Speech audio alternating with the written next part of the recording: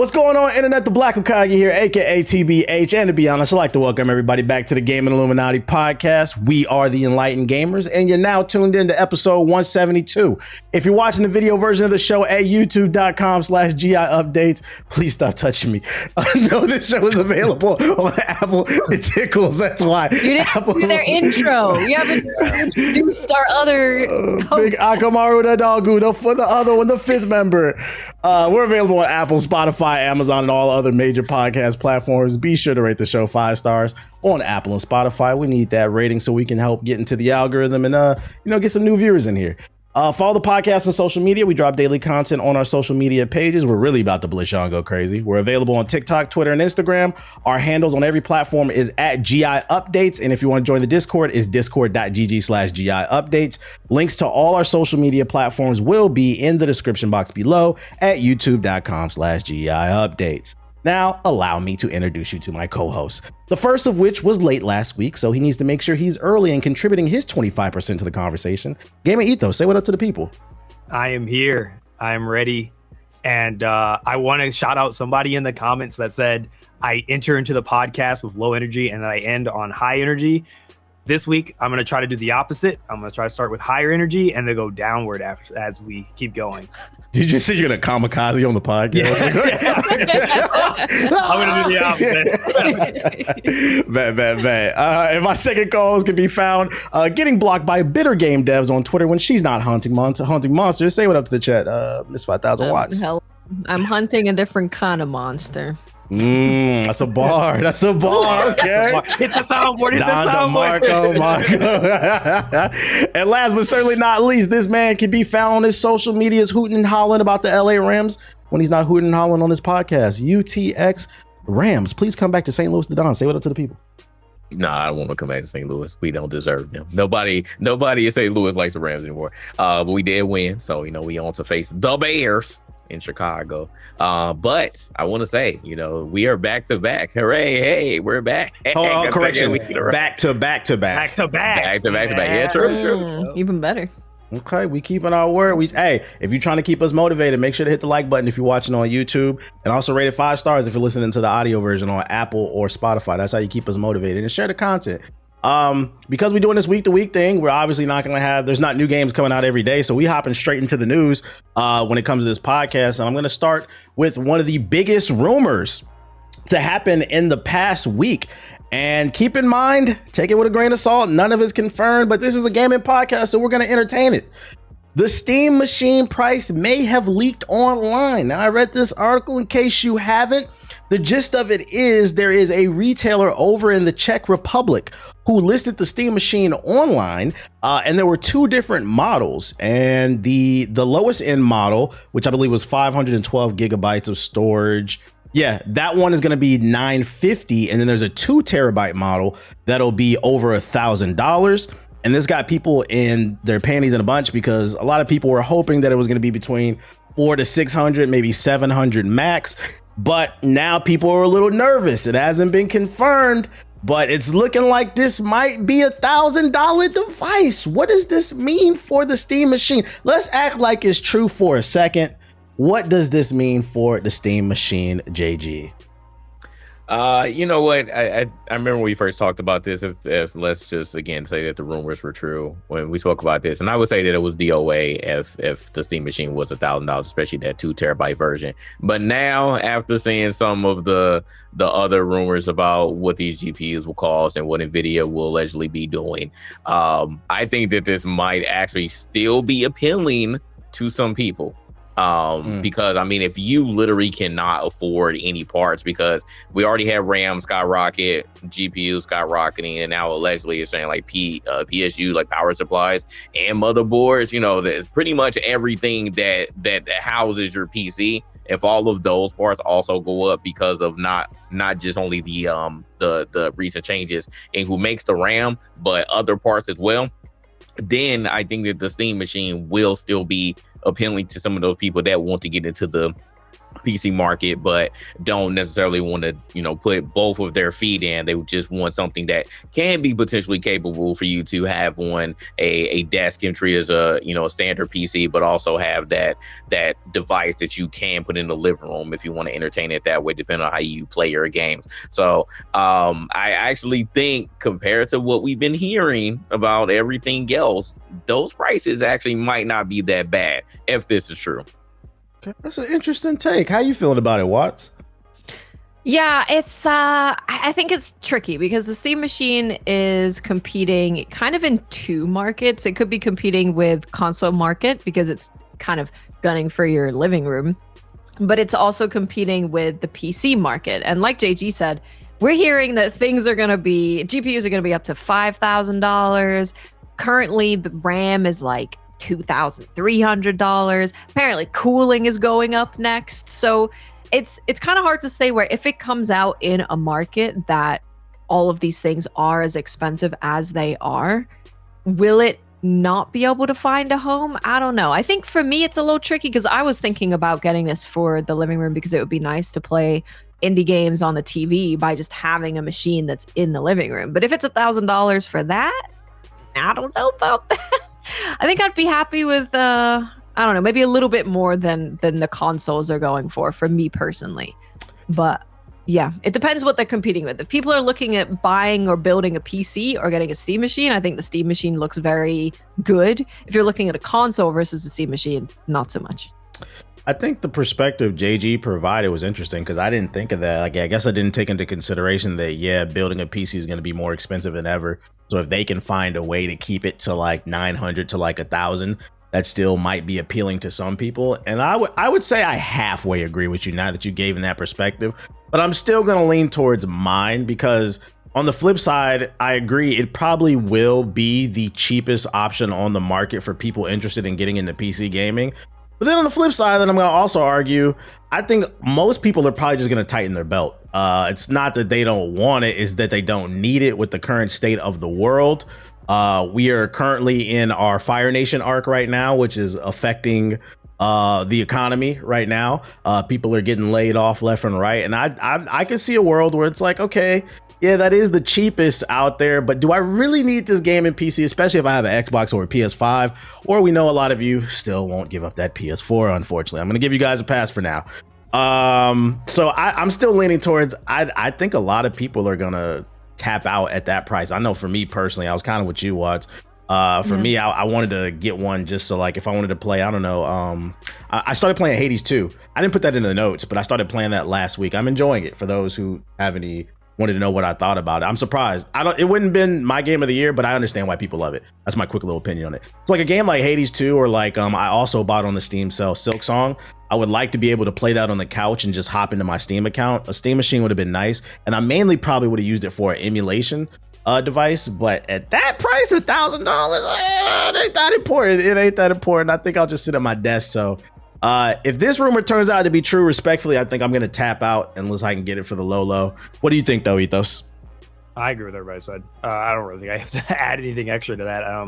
I do think if the market gets as bad as what they're saying, I think $1,000 with the performance you get might be considered, oh, that's still really good, which is kind of sad for me to say.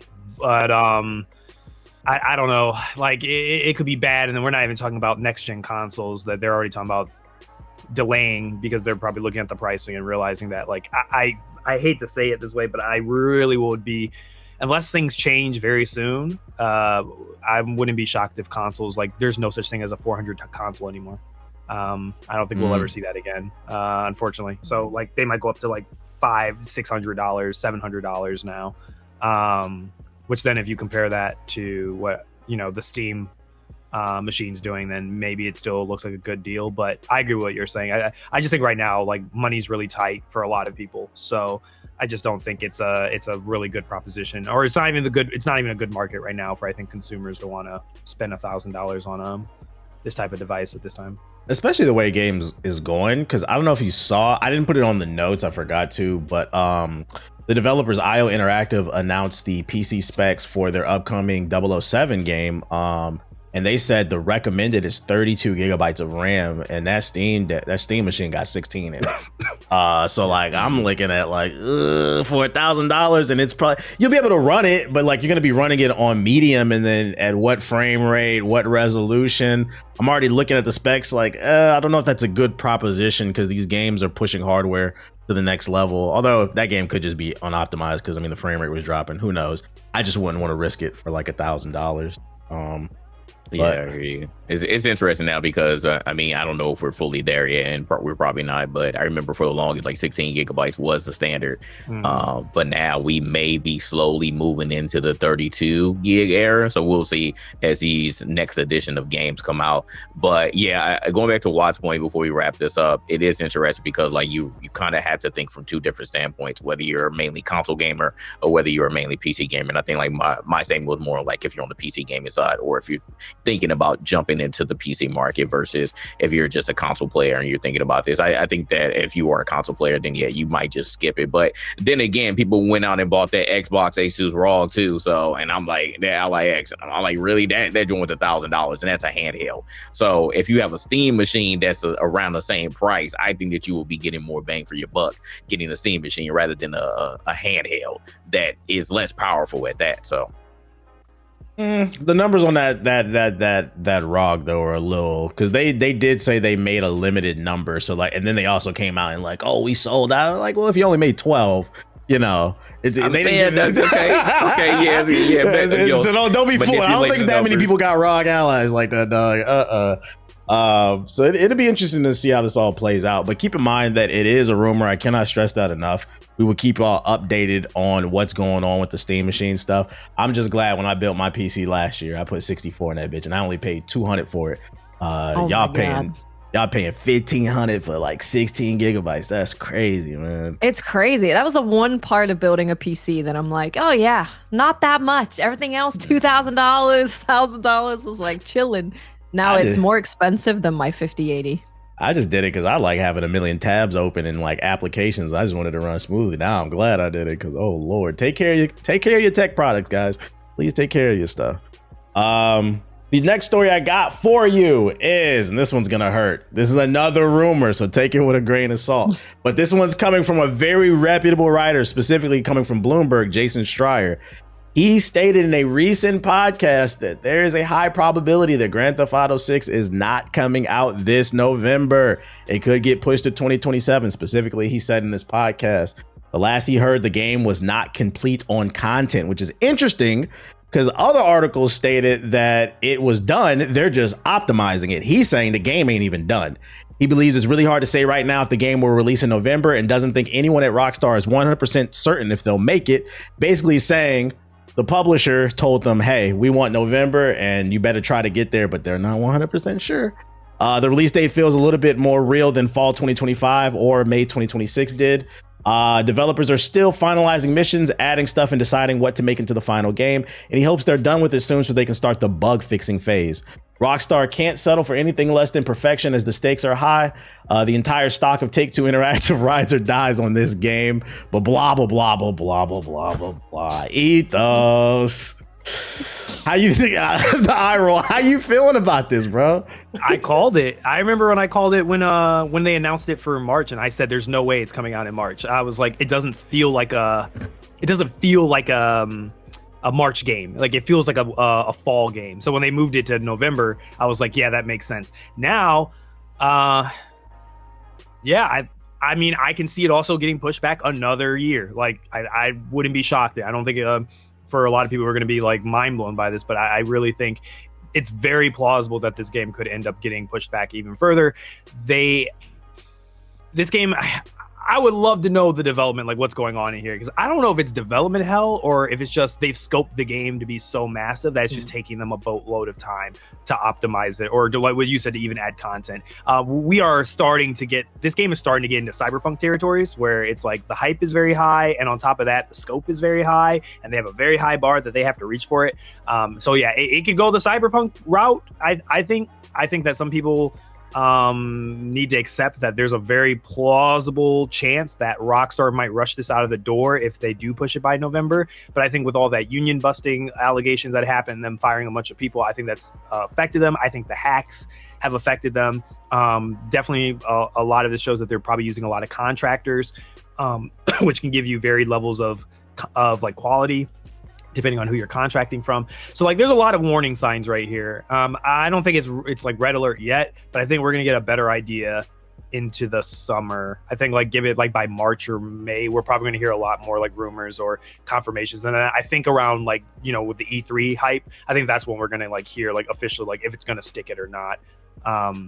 Yeah, but I did read somewhere, correct me if I'm wrong, I think the article stated it. I did read somewhere online that their stock, or what is it, the financial, I guess, I'm forgetting the quarterly report. Yeah, the quarterly report for it ends in like March of next year.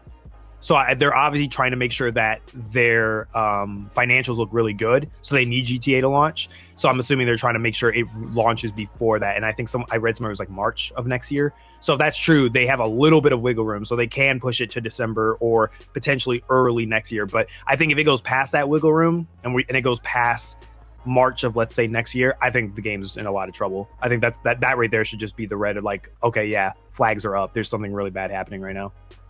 A, I'm tired of talking about this game. B, if what he is saying is true, his sources are reputable and they're not even done with the content in the game, I don't think this game is coming out this year, because they're talking about, we hope that the content can be done soon so we can get to optimizing. If the game is as large in scope as they say it is, we talking about optimizing and making sure the frame rate's not dropping, bugs, glitches. There's the online aspect, making sure it's not lag. I don't believe it's coming out this year. Like the content should have been done. It should have just been optimizing it. So if this is true, I don't believe it's coming out this year. And then on top of that, it's a November release date. It's easy to let that slip into January, February. And I think that's why they put that there, so that people don't feel as bad if it gets pushed back. I agree with you, Ethos. I think the real test for this game, if we don't see gameplay by June, July the latest, E3 season, it ain't coming out this year. I just don't believe it. We haven't seen any gameplay.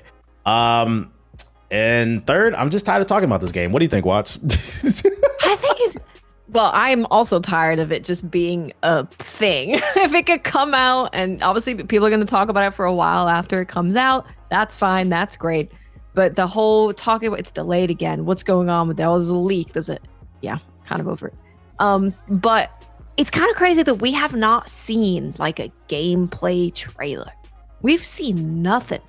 So the fact that can I add to that, by the way, Watts? If this was any other game, if this was a Ubisoft game or an EA game and we had not seen any gameplay, every YouTuber and every Twitch streamer would be shitting on, because it's Rockstar. They get a pass. But go ahead. No, it's totally true. Yeah, it's very, very rare that we don't have gameplay for something that it's been about to come out for feels like 20 years at this point. It's been around the corner from coming out. It's releasing this year. It's releasing in a couple of months, and we still haven't seen any gameplay. And we're at the point now where someone does an announcement of a new game and they don't have gameplay. We're all like, where's the gameplay though? Show me the gameplay. Let me know when you've got gameplay to show me. So yeah, I don't know. I think you're totally right in saying that if we don't see gameplay with like Summer Game Fest and around that period, that I don't know, man. That's not many months away, and I feel like what are we doing? Not showing any more of the game except a couple trailers here and there.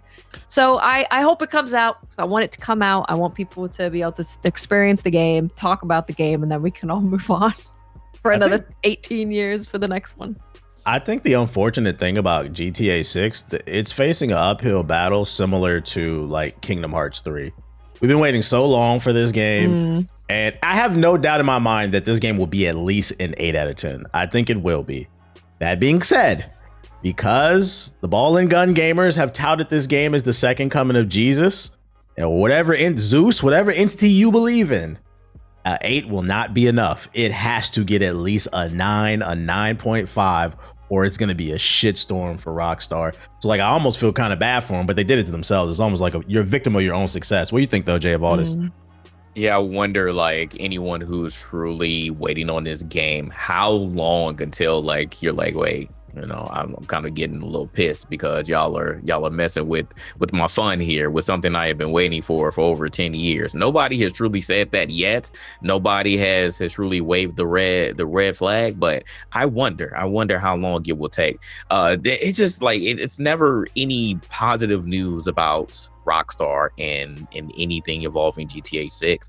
I mean, literally, we've talked about the union busting, and I don't know if you all saw like an update on that. They, like, Rockstar is coming back, and Take-Two is coming back and saying, hey, not only did we not let these 34 people go for union busting, but they said they also leaked some news about GTA 6, some images about GTA 6 and upcoming games. And that really makes me wonder, because Rockstar does not show anything else. What is Rockstar? Rockstar is GTA and Red Dead Redemption. You have other franchises. Have any of y'all seen these leaks?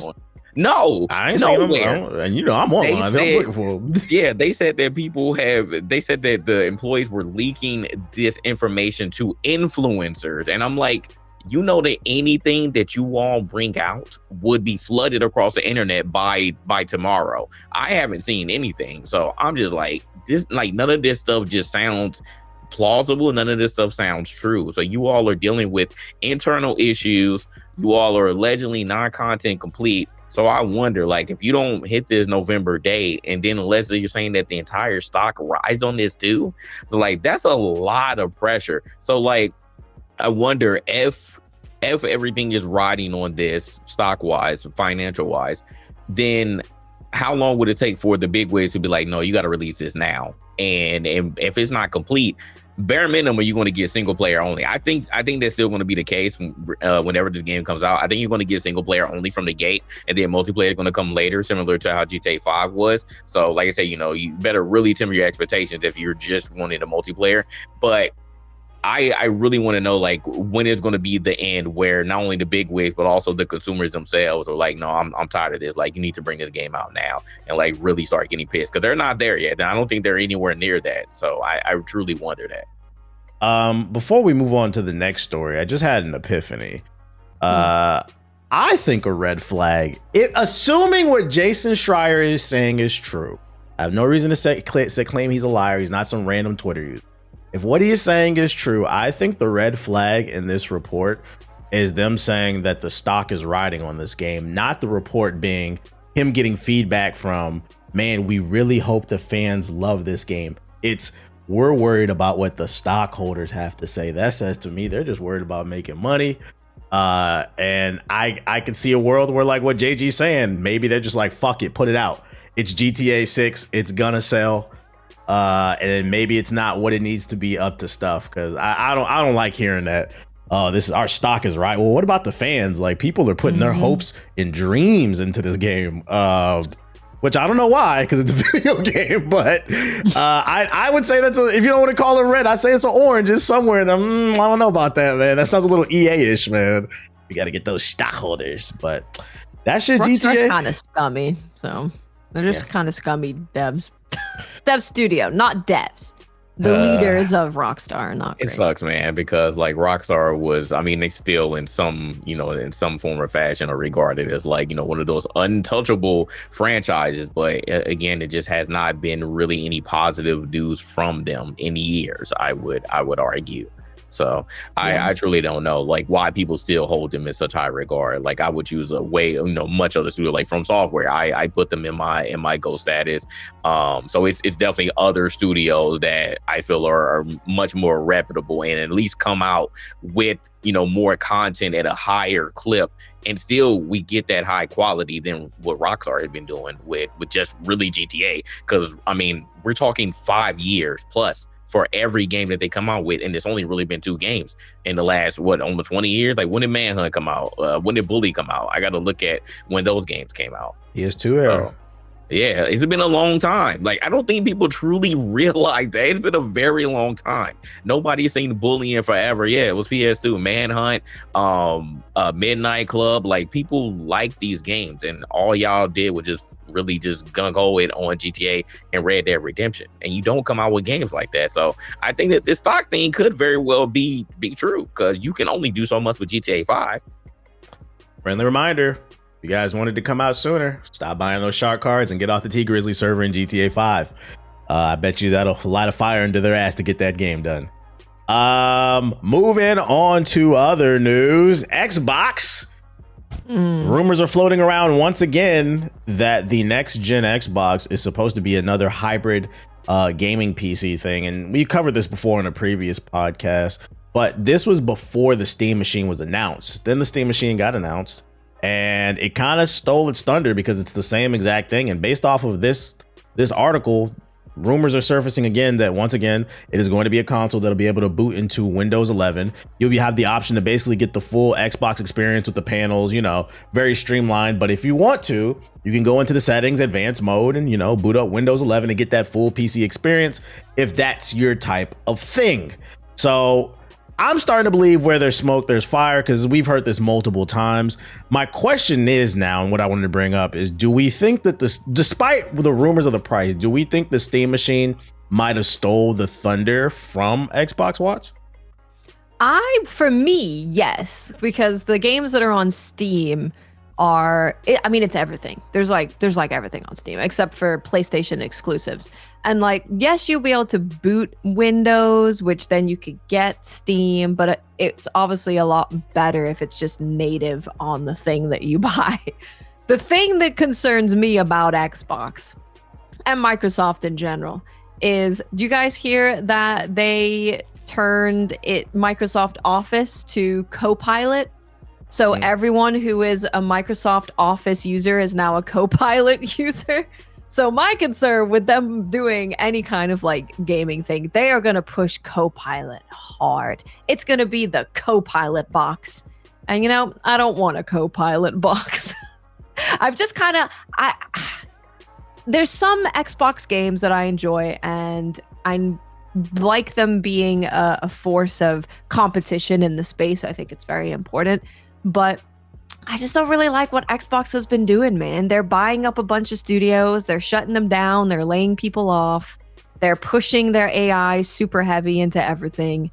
So I hope the Steam Machine steals their thunder. But just looking at it, not without my bias in it. For me personally, I think there's a bigger breadth of games on the Steam Machine than there would be on something like the new Xbox with Windows. So yeah, depending on the price. If they can go way under the Steam Machine, then I could see that being a good thing for them. But if not, I feel like Steam Machine wins. I also know from the previous report that Xbox said they want to be the most powerful hardware on the market. So we know off rip this next Xbox is going to be expensive. So if it's more expensive than the PlayStation and potentially the Steam Machine, I feel like they're shooting themselves in the foot. And also, just a random thought that I had, I would also, in terms of this hybrid console thing we got going on next gen, I would give the edge to the Steam Machine, not because it's first to market, but because it does run on Linux. It's much more tighter on security. I just randomly thought about this. If this Xbox really does run Windows, it could introduce a new set of problems. Let me give you this a hypothetical here, right? Imagine a world where Timmy's mom and dad go into GameStop and get him the new Xbox, right? He plugs it in for Christmas, he's enjoying it and shit like that. He finds out in the advanced settings you can boot up Windows, and he does that. Next thing you know, he's on some porn site or some site downloading would it be possible to get a virus on the next Xbox or something like that? I think so, yeah. Up? That wouldn't happen on the Steam Machine. So I know that's random, but I can see that happening with somebody who's not tech savvy and their parents just bought them a console and they get themselves in some trouble. So I would have to give a slight edge to the Steam Machine. What do you think, though? About the price real quick. They were saying when the Sarah Bond was talking about the next Xbox, they were using a lot of words like luxury. So they definitely seem to be prioritizing They're setting the tone. High price. Yeah. What is this doing for you, Ethos, as a game dev? Nothing. I mean, if it's just a PC, I don't really think it's gonna do much. Yeah, To Watts' point too, a lot of the reason with Copilot is there's been a lot of news coming out of Microsoft about them investing heavily in AI, and then also talks about their higher leadership basically saying effectively Copilot is ass. People don't like using it. It is. Their user rate of like the people that are using that tech is very low. So they laid off all these people. They invested all this money into what they think is going to be like the next stage for technology, and there's the adoption is not happening. They're not getting the rate that they need. So I guess by their logic, they're saying they're trying to force what Watts say. They're trying to force users into the ecosystem, like how Apple does. Like, so they're trying to make an ecosystem that kind of says, okay, we're going to put this everywhere or into as many things that are like so vital for business operations and just users in general that we know are biggest user bases, so that we could just kind of like fake the numbers and be like, oh, we have millions of people using Copilot. It was like, no, you kind of you forced a million people to use that software as just a the bundle ad sell. Yeah. It's like when we make fun of Horizon and we're like, this is an industry plant because they're just bundling with a bunch of PS5s, so it looks like it's selling a lot, but it's like you're bundling with PS5s and people are just buying a boatload of PS5s, so you're just associating it to that sell, but it's not really a bunch of people who are like actively going out to a store and buying the game itself. It's usually because it's getting tagged on. It's like Fortnite, same thing. A lot of the adoptions are to that point, and I know JG's gonna point that out too. That's what I think a lot of the play here is. Microsoft is trying to inflate the numbers.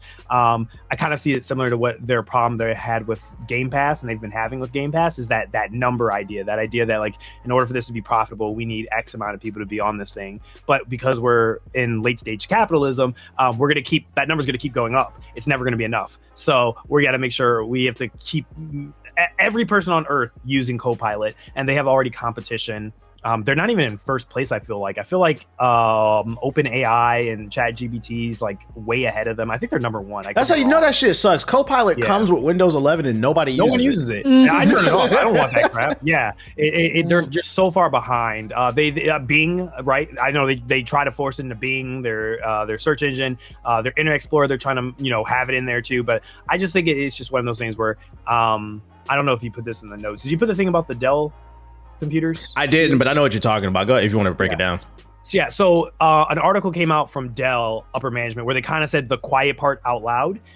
Effectively, what they were saying in a meeting, I forgot the context about when they were saying this, but effectively the TLDR is that Dell admitted in some way or fashion that people are not adopting AI. Like the adoption rate is already like low.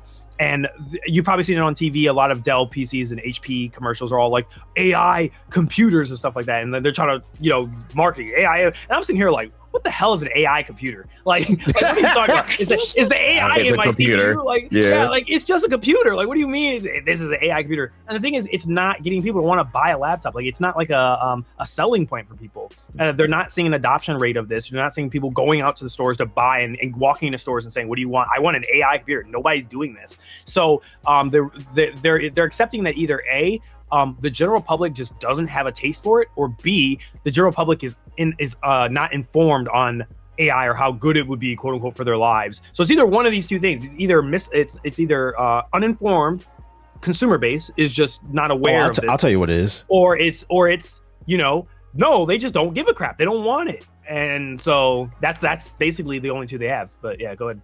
Oh, I was gonna say one of the things is it's not just like a lack of awareness, but AI is only as good as the user.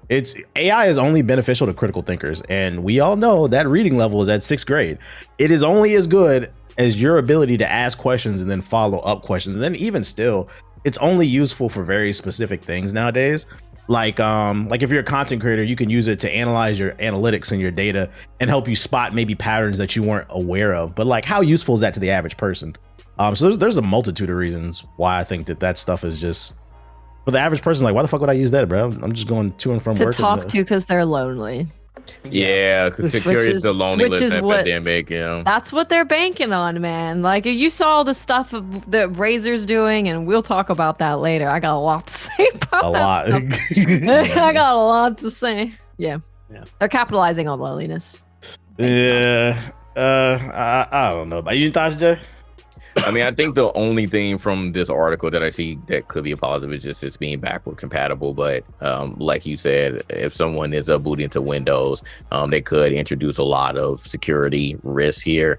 Just imagine. You remember the reason it's funny because we already knew, but now we got somebody who's close to 2K, and he was like, yeah, they don't want to really do PC or go too hard on PC because the hackers. Well, guess what? Now if you have that, now they're really going to be hacking on there. So what's going to be the difference? I mean, we're literally like bridging the gap now. I mean, it's already been that because I mean, a console it's a PC. I mean, it's a PC. It's just a lower end PC. But now, like, we're really not going to have these consoles anymore. Like, that's going to inevitably be the thing. So like, it's so funny because like all these console warriors have been hugging on to their plastic for so long. Now everything's going to be PC. Everything PC. Everything computer. Everything PC. Everything computer. Everything computer. Tesla. so like we're not even going to be dealing with that anymore. So like that's what they're trying to. I think that's at least from Microsoft's case, that's what they're slowly trying to do. I don't think that Nintendo will ever go that route, and we'll see about Sony. But I think that's where Microsoft is truly trying to go now. And now that you all mentioned that co-pilot thing, now I'm really nervous about this. Like I don't want to deal with that at all. I wasn't like this. Not going to appeal to me anyways because I have a PC and every you can play anywhere. So for a long time, I've never had the need to own an Xbox console because I can still get that experience anywhere else. But for the people who are still hugging on to their consoles and still want that console experience, pretty soon you're going to have to give that up and you're going to have to rethink your mindset because it's not going to exist anymore. So we'll see. If everything is true here, we'll see what the price point is, and the fact that it's backwards compatible is cool. But I don't think that the average console gamer will be excited about this because in their mind they're going to be like, well, if I can boot Windows, then I might as well just get a PC and not even have to deal with this. But again, at the end of the day, you're not even going to really be gaming on a console anymore. It's going to be full-blown PC. No matter how they try to really switch it in your eyes, it's going to be a PC. I got a little bit of a hot take. I think in the next 5 to 7 years, because of how much I feel like Windows has become bloated with just bullshit in general, I have a prediction that I think the Linux space is about to blow up in a very big way. I think a lot more people are going to be interested in learning Linux. I think a lot more people who are kind of like in the technology know-how or zeitgeist is going to be interested in potentially moving their main mode of OS to that, Linux, Ubuntu. I'm starting to see a pattern online of people who are like, and it seems like Valve is once again seems to be always ahead on this sort of thing. They kind of predict things ahead of time where a lot of people are like, nobody's doing this. And then lo and behold, it's just they're a little bit ahead of the curve and they're just too early to it. But then all of a sudden, then it, like I think the Steam Deck's a good example from when they originally did Steam machines. And then they ended up learning their lessons and doing that. And they've built their entire platform with Linux in mind. Like Gabe Newell is a huge supporter of Linux. And then I think also some other like gaming people are also big components of Linux. I think the Linux problem has always been is Linux is more open than Windows. So there's a lot of that like anti-cheat scare, like, Bungie's notoriously anti-Linux, but from like a policy standpoint. But I do think as Windows gets more and more bloated, because I feel like Windows 11 is extremely bloated. People put guides of how to like disable services and get rid of certain things. But I think if Microsoft goes like full on AI crazy and they just start like, we're going to force Cortana in everything that you do in every aspect of your computer, and you just have to take it.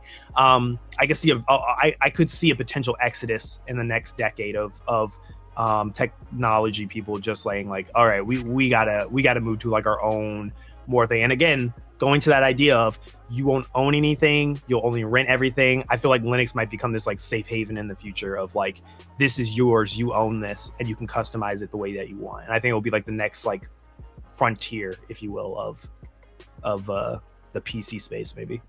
I'm gonna go ahead and I'm gonna co-sign that hot take. I think that's actually possible that Linux could become bigger, because on my For You page, I've been getting a lot of like Linux videos and posts, people installing it. I saw a post that said it's up like 1,000% in terms of installs on PC. I think people are getting tired of the Windows bloatware. And if there's a company I think that could backdoor their way in with Linux, it would be Steam. Because I think the one problem with Linux is it's too fragmented. There's like a bunch of different versions of it. Like I remember we used Ubuntu when I was in computer science class, but there's like 10 other different versions. I could see a world where they unify Linux under the concept of, but they don't call it Linux. They just call it Steam OS. Like, what if they expand Steam OS and actually become a Windows competitor and not just like a game launcher, basically? Like a gaming, like this is an OS system, but it's simple enough. Like that's basically what and then you're seeing PCs being built with Steam OS on it instead of Windows. And like I can see that. Because the thing has always been is Linux has had all the problem of a lot of people don't get it, gamers don't get it because they're like, my games aren't compatible with it, right? But Valve has fixed that problem. They have been at the forefront of making that wine layer that basically can translate what like Windows games to make sure that it can talk to Linux. So even if the developer side, like when I develop too, like I don't need to know anything about Linux, like for the most part. Aside of some little small things, but I really don't need to know anything because the Valve system just takes care of everything for me. So I don't even need to do that. So what could happen is, I could see it like what you said too, TBH. I think Valve already said that they were going to give like you know how like there's like the boot up sticks for Windows where you install Windows like on a media USB. Valve said they were supposed to make some sort of express launcher for Steam that you could just install on computers. And I think maybe if that's what they're planning in the future is that maybe in the future they will make a gamers OS where it's like it's Linux coded, but it's visually UI wise very similar to Windows. So it's not hard for people to understand that. And if you're too scared of that or you're not into Windows, you know, Steam Big Picture, you know, what the Steam Deck looks like, you could just put that right on the computer and it'll feel like a console. Or for the people that know it, they could swap over to the desktop version, which is what you could do right now with a Steam Deck. You get a Steam Deck, get a JG probably's done it. Get an HDMI cord, you just plug it into a monitor, and boom, it's a computer. You literally turn it into a computer. So get like a Bluetooth keyboard and mouse, and it's literally a computer. So I don't know, Valve. I don't know if we're snitching on what you're doing, but I'm sorry that the more I'm saying it, the more I'm like, this is making a lot of sense. Like, this makes a lot of sense. Just remember where you heard it first. If it does happen, hey, remember the Pokemon MOBA? I called that shit. I called it a decade ago. I got my flowers for it, but I called it. So that's interesting. There's other Xbox stuff too. There was an announcement for an upcoming Xbox Direct, which is January 22nd today, which we're recording is the 11th. The 22nd is next Thursday. So, I mean, next weekend we'll be talking about that because we're a weekly podcast, right? The digital event will be going down Thursday at 10 a.m. We're supposed to be getting a new look at Forza 6, Fable, and the new game from the Pokemon makers Game Freak, The Beast of Reincarnation. I'm excited to see that one. And there's supposed to be a secret fourth game, but what's the temperature on this, Watts? What's the temperature? So I'm very excited about Beast of Reincarnation. They said it's a Souls-like made by Pokemon folks. They in their announcement trailer, the FPS was a little sussy, but that's okay. Just if you show it again, hopefully it shows better. But this game just looks beautiful as well. Like it's got really good graphics. I love the style of it. I love what they're going for. So I cannot wait to see more about that game. I think it's going to be right up my alley. And hopefully it has a good showing there. Glad to see we're seeing more of it. Fable, man, we haven't seen Fable in a long time. I was starting to worry that it was getting canceled and they were just going to close the studio as they've been doing with everything.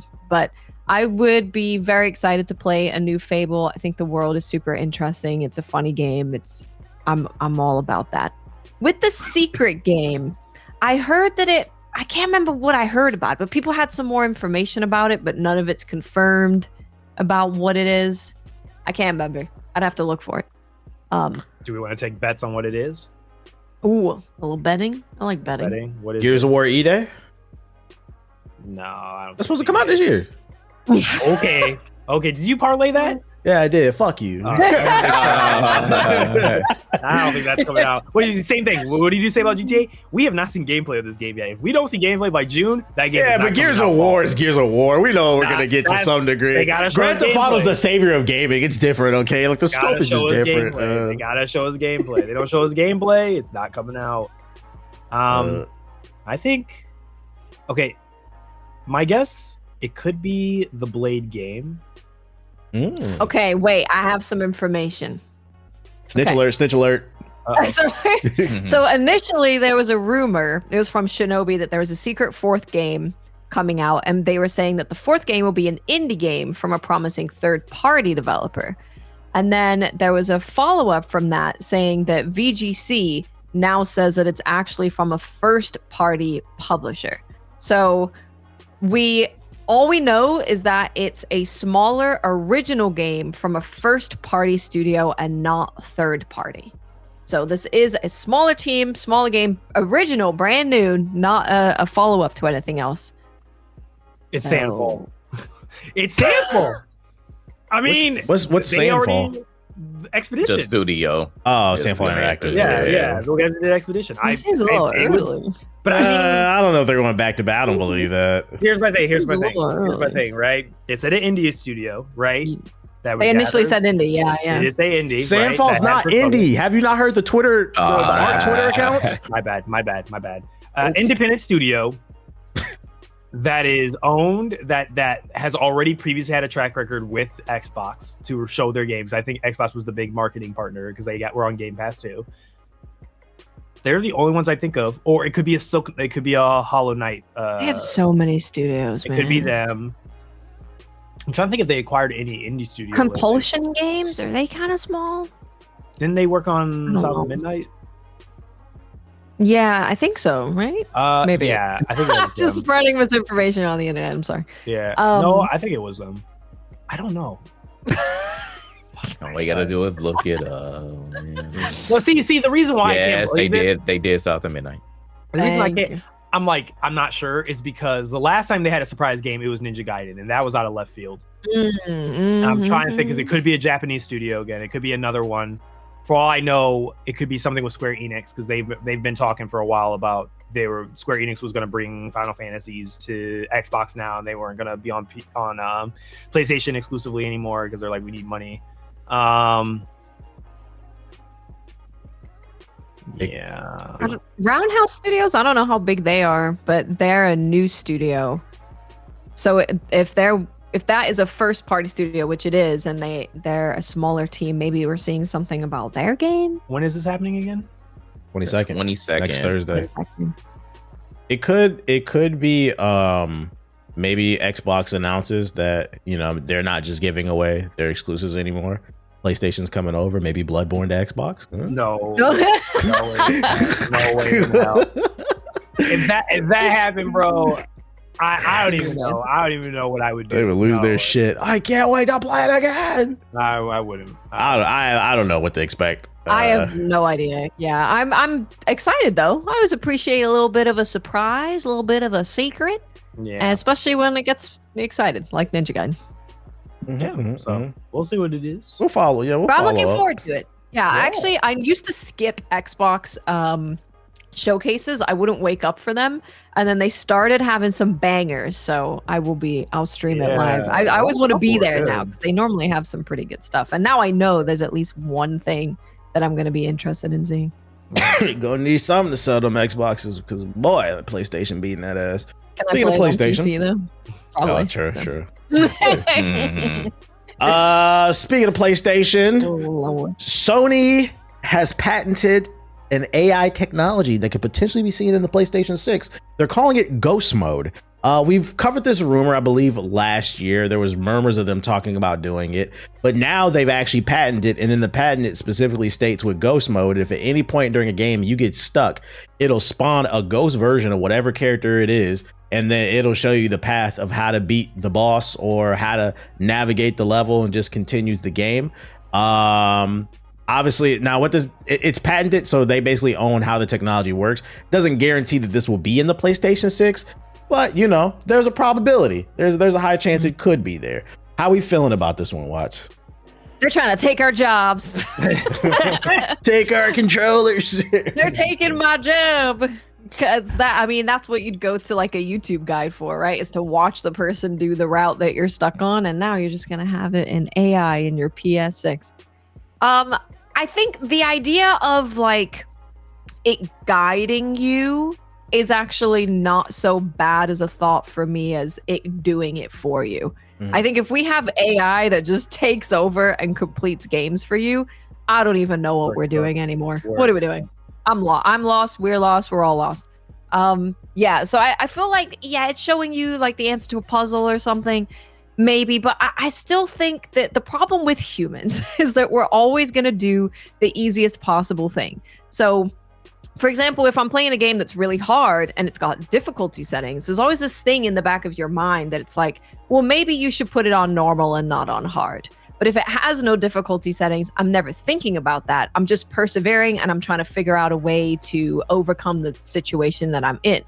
So with a tool like this, if you're stuck on something for 2 minutes, a lot of people are just going to employ it and they're going to have the thing show them how to do what they're doing. They're never going to actually experience trying to figure it out.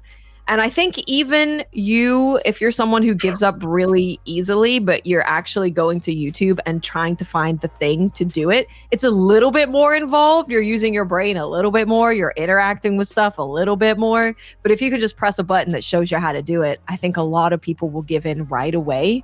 And it's just a further thing that's kind of dumbing us down and taking away our brain activity. A few mixed opinions about this. I'm not opposed to it, first and foremost, just because I think one thing that we don't take into consideration, us four on this pod, and also if you're listening to this pod, you're probably a fucking nerd too. We're all hardcore gamers, right? And I think one thing we forget is like how hard games can be for somebody who doesn't normally play. It requires a lot of hand and eye coordination. Like a lot of people can't just hop on a game and go from like Elden Ring to like Kazaa, but we can do that because we recognize the patterns and we're able to pick up things. They like to make fun of me because I don't pay attention to the controls. I don't need to. I've played games all my life. I usually figure it out pretty quickly. And when I don't, I'll bang my head against the wall until I do. Now that's not the point. Clearly. That's not the point. So the point I'm trying to make is it's accessibility for people who are newer into games and, you know, they're trying to make $1. They're trying to usher in a new generation. So I'm not opposed to it.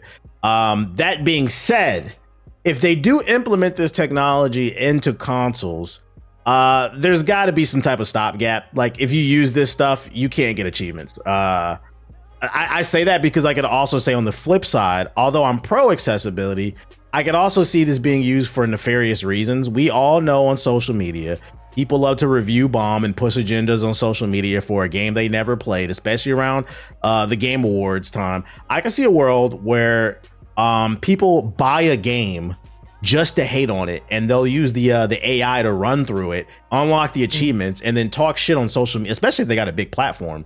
Talk shit about the game, push some type of agenda, and then when people will be like, man, it sounds like you didn't even play the game, they'll show, look, see, I got the achievement, I beat the story, agenda. Like, I think there's got to be a stopgap. If you're cheating on boss fights, you shouldn't get achievements. Like, I don't know, there's got to be a happy medium for that. I think you making a face, Jay. What you think, Jay?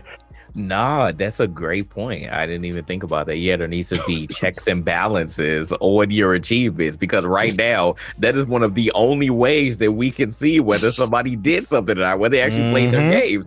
So I agree with you on that one. I also had mixed opinions because even though because puzzles are like your thing where you're like, when you struggle on a little bit, you think you're the master, but you be struggling a little bit. But I think that at some point in time, a really hard puzzle has gotten all of us. And yeah, I will bang my head a little bit, but then like if I truly can't figure it out and I'm just really trying to move along in the game, I will look up a YouTube guide or something. You know, back in my day, we used to do game FAQs to find out. I used to call the hotline. Yeah, or call the hotline. Yeah, really back in the day. Yeah. So it's not like we haven't all done it. You know, at some point we've all gotten stuck on something in the video game that like we're like, what the hell? This is just impossible. So I'm not fully opposed to the ghost mode, because I'm seeing this, and let me know if you agree, but I'm seeing this more as like Elden Ring, for example, or a Souls game. All right, you see something, you see a guy there, and then you see the ghost kind of do the thing, right? And then you're like, even though a lot of them are trolling, you know, in this case, it will be them actually showing you where to go in order to get to your next objective. That complete mode, though, I am 100% against. Like, why would this even be an option? And the funny thing is, with this patent, they would be following Microsoft. Because I don't know if we talked about it on this pod, but I know I talked about it on my stream. But this is what Copilot is going to do now. This is what they're trying to do with Microsoft as well. And they showed, like, they had a whole presentation about it, and they were showing Minecraft as an example. And they were like, hey, they literally, the dude was typing in the prompt, and it was doing it for them or showing them how to do it. They also showed Overwatch as an example of like it literally giving you stats in real time on what you should do and how you should defeat the player. So I don't like we're that. literally, I know I don't like that Not at multiplayer. all. Single player, Yeah. multiplayer, no. Yeah, both of them. I'm fully against with this complete mode. I don't think that it should be there because at that point, if you're having a game do it for you or an AI do it for you, or you even playing a game, at that point you might as well just again, TBH, you make fun of all the time. Just go watch Rad Brad, bro. Just go watch Rad Brad or watch somebody like us stream the game because you don't even want to play the game. You just want to get through the experience because we heard people say, "Oh, is this a movie or is this a video game?" Like a video game is an interactive movie.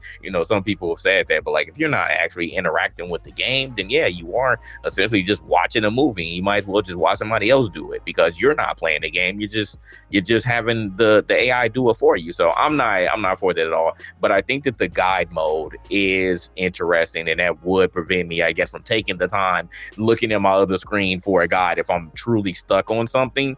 But like you said, I don't want it to be a crutch or something that someone constantly is doing in order to get to the next thing. Because, like, again, what's the fun in that?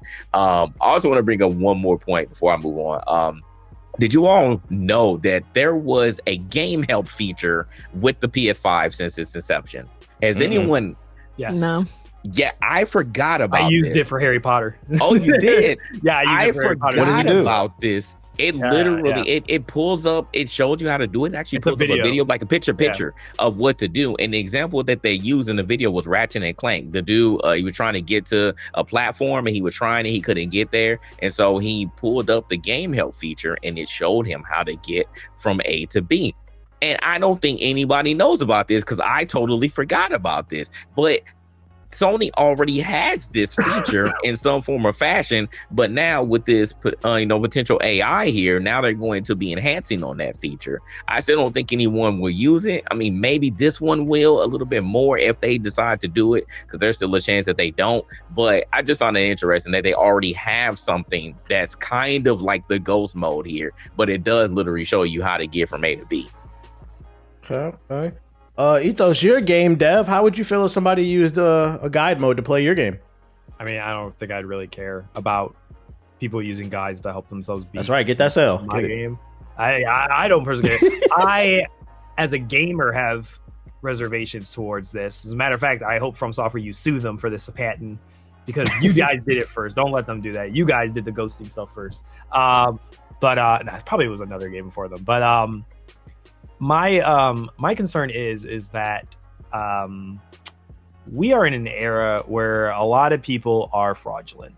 A lot of people are tourists, especially. I saw somebody on Twitter bringing this up, and I kind of agree with them to a certain point. But like, I do believe that like 2020 COVID did bring in a bunch of potential tourists, and I don't think we've done a good job gatekeeping. I think we've done a terrible job at gatekeeping, and I think we are now living with the consequences of that. I'm all for getting more people to try games out, but as we've seen in the past couple of years, people are not just trying gaming out; they are now inserting their opinions as if it's gospel, and they've been only doing this gaming shit since 2020. I'm really getting tired of it. I am kind of scared of the idea that there will be systems in place to allow people to just I am not happy about the idea that already we have games that basically use voice acting or other voice cues to tell the player that don't challenge the player anymore. They just kind of just give the player the answer. There's no challenge of the mind. There's no critical thinking skills within the games. A lot. Are you saying like when you get stuck on a puzzle and like the side character will be like, "Hey, maybe you should turn that knob." Yeah. God of War. That was exactly what I was thinking of Ragnarok. Yeah. What Ragnarok was infamously used for. So like, I am concerned that this is just another escalation of that. I am scared also because I don't know when this flip happened, but I don't know if it's just during the Rad Brad era or whatever it is. I get that people are broke. I get that people can't afford video games. I get it's expensive. I know that we're all privileged to get access to keys and get games early or just not have to pay full price for a lot of games. I don't think a lot of the, regular gaming public have to pay for. But I am I am scared that I've seen already a transition of people saying that it's okay for people to give their opinions about games that they've watched. I feel like that's been the first level that we did not autocorrect on, and we just let people get away with saying that because they didn't play the game, they watched the game, and they think just because they watched the playthrough of it, they're justified to go on the internet and then spout their opinion about everything about the game. I give leniency if it's just a story game or if you're just talking about the story. But when you got people talking about like the gameplay or the gameplay's terrible or stuff like that, and you never actually physically touch the game, I've been a little annoyed by that lately. And I think that this is just the next stage of that, where now it's not even like, like kind of what you said, the nefarious people, where it's not even playing now. It's now helping you complete the said thing. It's about now no longer using your brain, let the thing do it for you. And then, eventually we're in a future, because it's not far-fetched that you got bums and losers like Elon Musk who pay other people to play their games for them. So that already happens today. And one of the top 100 Diablo players in the world. Yeah, you said, TBH, that there's 2K players that pay people to play on their accounts, right? Yeah, they grind their builds. Yeah, and I think there's NFL players. And there's NFL players who also pay people to play on their accounts to help them level up their stuff when they're all because they don't want to do it. So what I'm seeing is a degradation and a lack of gatekeeping that has now costed us, I think, so much. And I think at this point we've gone past the gate, and now they are in the village and they are pillaging it. We have to burn them.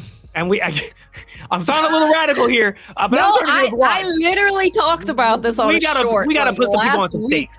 We gotta put some people on some stakes. I'm really starting to believe it. There might need to be some witch burning. We don't need to burn. We might not need to burn them. But I said the same thing. I was like, I think gatekeeping. There was a big push towards like, don't gatekeep. If someone wants to be a part of your hobby, like let them. And I'm like, you don't need to be rude to people who are interested in joining something that you're passionate about. Yeah. But I actually do think that being a little bit more stingy with your hobbies is not a bad thing. I think if you want to come into something, you should come into it without trying to change it. And what I'm seeing a lot now is people are getting involved in something, gaming or a particular game, and they want the game that has been around for so long to change to fit their needs. What they want. Yeah, exactly. It's like if you're coming into it, like you shouldn't be coming in here to like a 25-year-old franchise or gaming that's been around for so long and trying to change it to something that is supposed to look after you. So yeah, I think gatekeeping is good. Gatekeep more. 100%. I've seen this years ago. I remember we had the Sekiro argument where people were arguing that there should be an easy mode. I said no. And that was like one of the first From Software games I played, and I stuck through the trenches. I'm like, no, this doesn't need an easy mode. Leave the game how it is. That is how the game is intended. And I remember even years back, I remember when Gears 3 came out and I saw a bunch of Call of Duty players coming over to Gears and they never played Gears before ever. And they were trying to talk about what the game should be. And I made a video. I'm like, nah, bro, I don't know what y'all are talking about, but get out of here. Like I've been totally for gatekeeping when people just come through with uninformed opinion. We've seen it also more recently with Battlefield 6. All the Call of Duty players once again coming over to Battlefield 6 talking about, this game needs kill streaks. No, it needs BR. They didn't play it. Like the take when you play it. You're like, I play. They don't play it. That was the point. They were the ones asking. We've seen countless examples of people who just you've never done anything in this space, and you're trying to come into another person's space and tell them, how to run things, how to cook their food, how to sit on their couch. Like, no, that's not how things work. So I'm 100% with Watts. I've seen in hip hop too. I've had so many hip hop arguments about, people who are at the Drake and Kendrick beef literally sparked a whole plethora of people who think they know about hip hop and know about rap beefs, and they don't know diddly squat about anything. So I'm 100% gatekeep everything that you like, because a lot of people are just loud and wrong. Yeah, I was looking at it from the standpoint of like, I think that they should lock achievements for people who actually played the game, just because, like I said, I think there's going to be nefarious people. They're going to try to push agendas, around Game Awards. They can call X, Y, Z slop. I mean, we saw it with Expedition 33 with them saying that, it was slop. It was whatever. Very slop. Yeah. Have you seen the term Uncle Slop now? Yeah. Like, yes.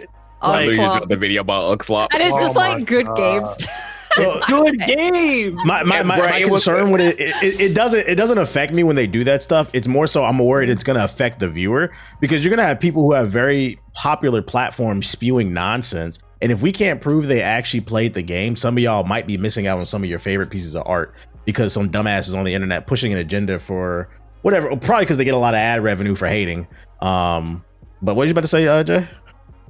Nah, literally, like I made a video about it. Literally, their whole list that went viral was like a bunch of bangers. Like, I'm like, this is ridiculous. This has to be rage bait because there's absolutely no way that like you're calling anything that's on this list slop. Like that just I was like, dog, this is just ridiculous. Also, can we RIP slop?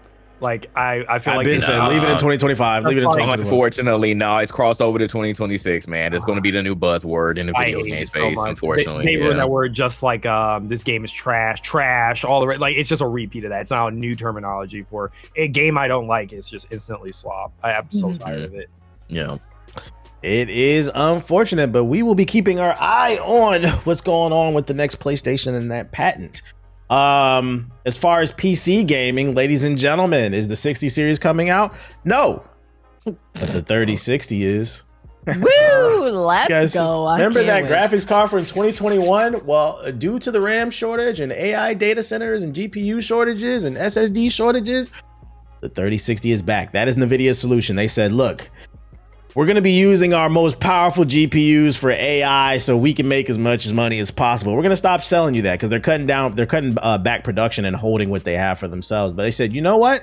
You could get this graphics card from 2021. And I was tweeting about this, and I think the most concerning thing about this, here's another thing too. I don't know when this happened, but like people who are on their knees for these corporations, it's gotten really weird. I saw a lot of people responding, well, I have a 3060. That's not the point. The point is we are not moving forward as a society because corporate greed is holding back what's supposed to be for everybody. And then they're throwing us the scraps. And oh, by the way, I'm going to go ahead and throw a prediction out there. Now that they're rolling this 3060 out, they're not going to charge what it costs in 2021. They're going to say, oh, because there's a GPU shortage, we're going to put an extra $200-300 on it. And now what used to be a $300 GPU is going to be $600-800. And people are like, well, you don't need yes, you don't need the 5090, but that's not the point. The point is corporate greed is fucking you guys. And you're just okay with, I don't get it. I don't know if I'm getting old or something like that. But how you feeling about this, Ethos 3060s coming out of retirement, baby? Hey, the 30 series was fire, but it was. I'm thinking of someone who has a 3080 right now. But my thing is, if you're going to do this, NVIDIA, you pieces of shit, if you're going to do this bullshit, I want you now to go back. Since you want to go back in time, I want you to go back and retroactively turn on those new DLSS features. And I want you to retroactively put them back on the 30 series. Because we know why y'all do it. You're like Apple. You do it because you want people to buy the new card. It's not that the old cards can't play them. I get the 20 cards can't do it because of the tensor cores. But I know the 3080 has the tensor cores to do it. And to prove it, AMD has frame gen. So I know this because I can use FSR. I can use AMD's FSR solution, and it comes with frame gen, and it works on the 30 series cards. So you can't. So I don't want to hear no BS from NVIDIA. Oh, we can do it. They announced the AI features are coming to the 30 too. Yeah, that's what I'm saying. I'm saying I know you got that 4.5, but I'm talking about like they have locked. That's why they're going to charge more. Yes, that's what they're going to say, and that's what I'm saying. The frame gen. Those features, they lock them only for the 40 and the 50. So 30s can't use frame gen from NVIDIA. They have like what I use. If I have to use frame gen, I have to use AMD's FSR, which isn't even that bad. But it's probably not as good as NVIDIA's. But the 4.5 stuff I've heard is really good. I haven't had a chance to try it, but I think that should be that should be the trade-off. If you're gonna bring back old stuff, you need to make sure those features that you've been hiding behind a paywall, you got to unlock them and give them to the 30 series cards if you're gonna do that. And no, I don't want to hear nothing about, oh well, yeah, we'll do it, but only for the new 30 cards that we're dropping. The new 3060s, they'll have it, but the older ones that we read, no.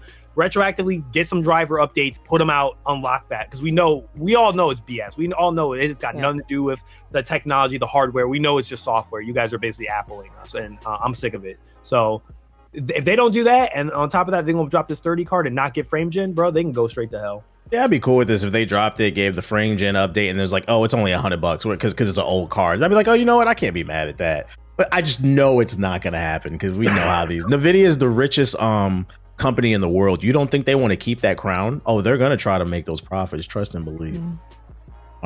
So if you're in the market for building a PC, just know they can do that all they want. I got a friend named Johnny Silverhand, so go ahead, bro. It's gonna be the RTX 3060 AI edition. Yeah, that's that's More exactly what it's money. going to be. That's Did you see? gonna- Crazy, man. Did you see Homeboy's keynote for Nvidia? I forgot his name, but did you see his keynote where they said like he had said AI over like 23 or 28 times in a row, or the entirety? This CES was the worst CES in my fucking Oh my God, life. There it's was not so a bad. single product I liked that they announced. I was like, bruh. Watch, they're gonna act with this 3060 AI shit. They're gonna. Y'all remember in Dragon Ball when fucking the Namekians unlock Gohan's true power? They like the Elder put his hand on his. It's gonna be like when Dende fucking put the hand on the GPU and unlock the true power with the AI. Like, bro. So we're gonna need to charge an extra 500. Like, get the fuck out of here. What you about to say? This is ridiculous because like if they truly do this and bring back a 30 series card, you realize that like you are the main contributor to this problem, right? Like you went all in on AI, and now that we're having this RAM problem, now this is your solution because you fear that any other cards you're going to come out with in the future is going to be like $5,000. So like I truly don't understand it. You're literally shooting yourself in the foot on this one, and you're trying to really just I'm trying to think of the word, but you're trying to go back and be like, oh well, you know, because this card only $5,000, and you're not going to get it, so we're going to bring back our old card for 2021. That's ridiculous. Like I have a 3090 and it's still fine, but like I don't know how desperate someone will be at this point, especially if you're like halfway into PC gaming and you don't have anything more powerful that you have to settle for a 3060 now. Like I don't 3060. At least bring like the 3090 back, or like the 4080. We don't want the 3090s back. 3090 was so good. We did have some issues. Me and Ethos had some issues. That shit was blowing up neighborhoods. We did, man. I don't want to go back to that. I kid you not, my 3090 was so hot, it literally heated my room. I'm not even joking. That thing was a nuclear like I had a 3090 for a long time. I had to get another manufacturer. I had to get another manufacturer because the one that first one we had was Buns, bro. Hell yeah. EVGA. They don't even exist. Yeah, EVGA is done zone, but yeah. Well, luckily my 4080 Super is sitting pretty, so I think I'll be good. Yeah, you're chilling. Yeah, I did. It was the best one at the time. I was like, why not? I just want to say, I get credit for this. Cammy was holding out so long about getting a gaming PC. I think a couple months, it was like 6-7 months ago. She was like, I don't know if I should get it right now. Should I just get the parts right now? Maybe I should wait to see if there's sales. I told her, I was like, no, just get it. If you got the money, just get it now. And now she told me last week, she was like, oh, thank God I didn't wait. Because imagine, like, she saved literally, I think, over like $2K with what she bought. Yeah, the GPU, the 50 series jumped $1,000 the week of January 1st. Immediately, her build went up in value literally about almost $3,000 after like 6 months after. It's so bad. I'm getting TikToks of like kids fucking wrapping RAM around their wrist and flexing that shit. Bro. Yeah. They hold it to your hand. Like, I'm like, that's crazy. You can hit the Shador, bro. You can hit the Shador with a RAM stick, bro. You can do that. Perfect timing. Perfect timing, boy. Yeah. It's bad. If you got some extra RAM, Chad, you can flip that shit, bro. Oh, you know what's crazy? I was at my office today and I went in my drawer and I found an old Samsung SSD. It was like seeing gold. I was like, oh my God. I can still use this. I might have one actually. We have like some old PCs that we just never got rid of. I got 2 other bills. I might look at it. Like this is got gold that right PC now. behind me. Might have to flip that shit, bro. You're gonna need that 3060 because a little game came out known as Splitgate Arena Reloaded. Now, if you don't know, this is the 3rd iteration. You don't need a GPU for that. I'm just trying to bullshit my way into this, okay? Splitgate Arena Reloaded is the 3rd iteration of Splitgate. If you're unfamiliar, it's basically Halo with portals.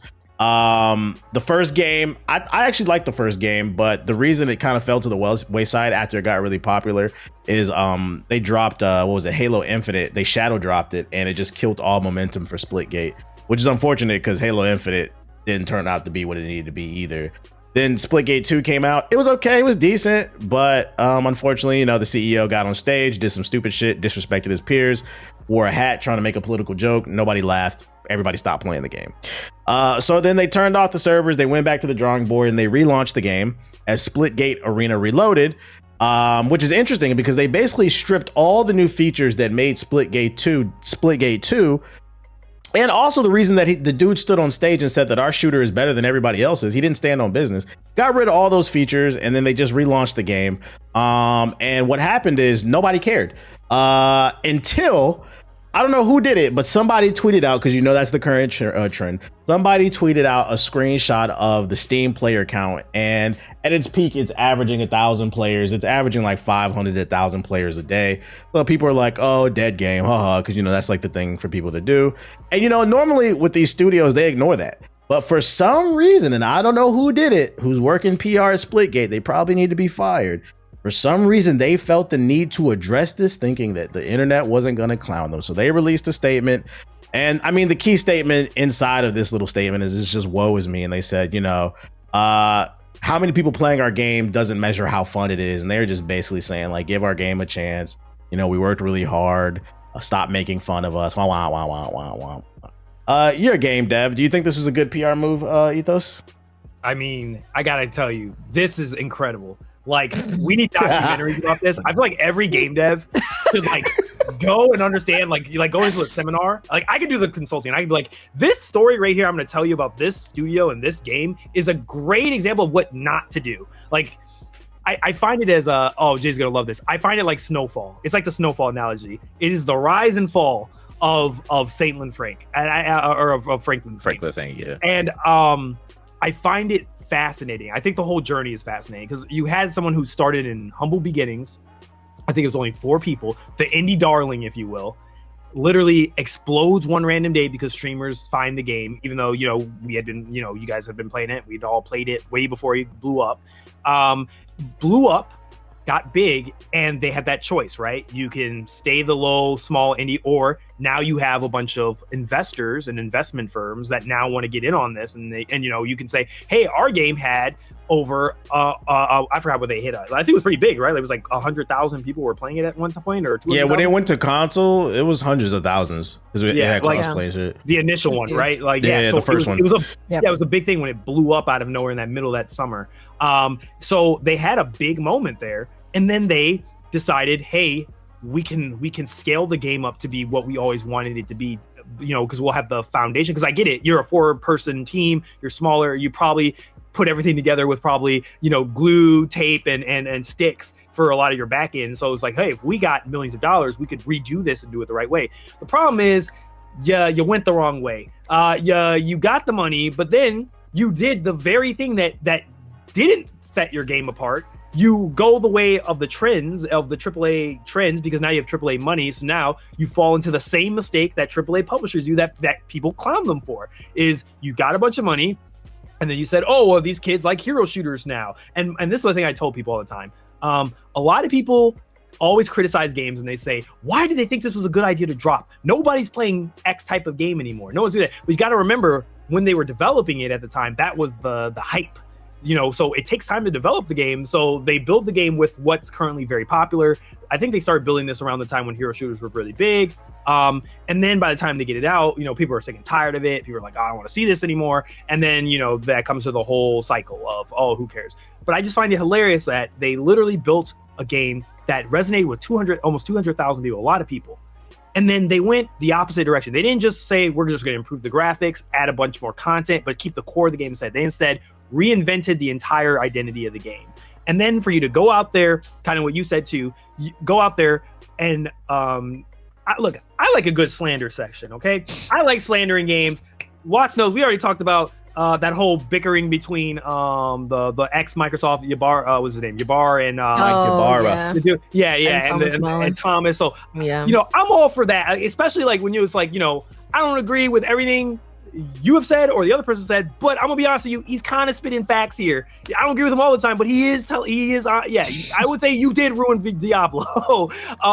So like I really think that in general, there is this status quo with a lot of developers where it's like everybody here understands it's hard to make a game, and everybody understands the powers that be that invest in those games, why certain games end up the way that they do or they don't. There's supposed to be a mutual understanding through trauma. It's trauma bonding, basically. So kind of in a way, people don't do that. I feel like this person got the golden ticket. He didn't have to deal with some of that, and it kind of made him have like kind of a big head and said, oh, well, I could just, I'm gonna go out here and I'm gonna say, Call of Duty's trash, bring back Titanfall. I'm not gonna lie, he was pandering to me.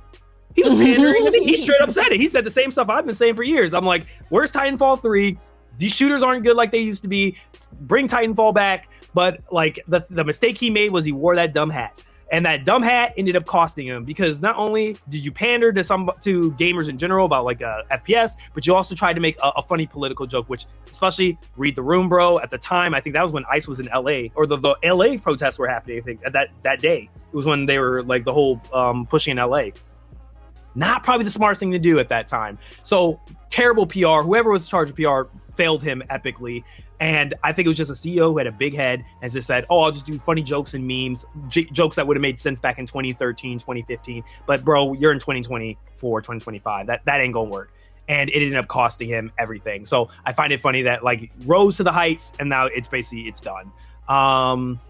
Yeah, it was like really bad decision making, just Terrible one after the other, right? It's like you have this huge hit, and then like you said, they were like, okay, well we're gonna get all these investors, and they ballooned to like a 100+ person studio, which is now like a huge studio. How much? I was jealous. They got like 100. It was either 40. I either read it was 40 million. 140, 50, 11. All I know is it was in the range of 40 million to 100, maybe 400 That's million. great. It was a lot of money off of just one game, mind you, of just a small project. They could have just kept with Splitgate, right? And put your money into Splitgate and add more stuff, and you hire more people. You can make more maps. You can make more modes. You can add more guns. Why did you hire 100 people? We want to make Splitgate 2. Yeah. Why are you even making Splitgate 2? And then they're like, just kidding. That was only 25,000 people that it spiked at on Steam. Okay, we're going to take it back down. We're going to bring it back up. And then they gave it another name, which is a stupid name. And then it failed. Can I say, Watts? I hate games that do this. Like multiple games that does. I'm so sick of when you guys relaunch your games, you add reloaded or revamped or just yeah. No, it's stupid. It's stupid. Why would you add an extra word? Make the name of your title even longer. It's just why reloaded? Splitgate was a good name. Just call it Right, just leave it Splitgate. that, That's it. You should have just said it's Splitgate, guys. Just like how Call of Duty's done. Like they just call it. It's just Call of Duty on your launcher. Just call it Splitgate. Again, I cannot stress enough. They literally went left when they should have went right, and then they decided on going back, but now they're just back where they started. That's all they did. They just made the same game that they had already made back when there was 4 people. And I feel like there's an amazing irony to that. There's a story. There's a very powerful story about something like that. I think that you could say about the greater gaming industry. And then took to the internet and said, hey guys, feel bad for me. I know I shot myself in my knee, but you guys should feel bad for me. Like we don't. I feel bad for some of the devs, but I don't feel bad for that CEO, because he didn't even take accountability for the mistake either. He tried to dib it out on other people and fire different people. True. That's not a political statement. All right, bro. Yeah, he should have took accountability. He just did that for no reason. You pissed off 2 groups of games. You pissed off the political people that hate Trump. So you pissed them off. There's no way in hell they'd ever even touch your game now. And then for you were thinking like, oh, well, for the conservative FPS players, they'll probably still rock with me. You did the very thing that they hate too, which is you made a microtransaction filled FPS game with $30, $60 skins, bro. You failed the plot. I don't know how you failed it. What'd you say, T-Games? It was an open book test and you failed. And you failed, bro. So I will say this, and listen to this statement. They are correct about the numbers not defining whether a game is good or not. That is a fact. That's the only thing that they got right. And I was like, all right, cool. Yeah. Right message, wrong messenger. So right. Yeah.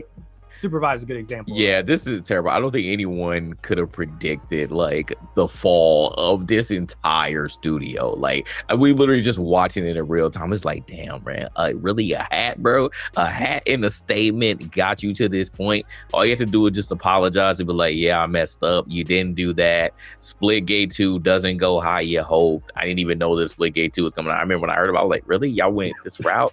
Interesting. I'm not fully against it, but all right, I'll see how it is. Didn't nobody liked it. You came out with the BR mode, and that seemed to be the only thing that people kind of wanted to play, but like the regular mode, no. And then you decide after all of this, hey, we're gonna retcon it and then go back to the basics, and still nobody is messing with it. So like you got dunked on. You dunked on yourself, actually. You dunked on yourself, and I don't think there's going to be any recovering from this. You're trying just multiple things, and none of it is working. So it's like at some point you got to take the L and just be okay with the consequences of your actions. Yeah. And the worst part is that he's not the only bad CEO. Tim Sweeney, CEO of Epic Games, has found himself in hot water. This shit Reason crazy, bro. reason being is if you're not on Twitter, they have their own AI bot called Grok, and with Grok, you can generate images. One thing that it does unique is it's not just generating and you're chatting within your own little session. You can go to somebody's tweet and say, "Hey Grok, explain this," or at Grok, change this image to X, Y, and Z. And this past weekend, people found out that Elon Musk's AI bot does not have any guardrails on it. So what people were doing is they were going under women's pictures and putting put her in a bikini, make her naked. And that was just the regular creeps. The super creeps were undressing children, unfortunately. And I'm hoping this motherfucker catches a lawsuit. It was a bad week last week for this motherfucker, bro. It got so bad they shut down I don't know if y'all saw, they shut down the Grok tab on the official Twitter page. So yeah, the media tab, so you couldn't even see it. They are mass deleting shit, bro. But where the CEO of Epic Games comes into play is, for some reason, he felt the need to make it some kind of weird political statement, because he got on Twitter and stated reason number 42 for open platforms, why he wants open platforms: to shut down every politician's incessant demand to all gatekeepers to censor all of their political opponents. So the CEO of Epic Games is trying to spin this into child CP is excuse to censor me, basically.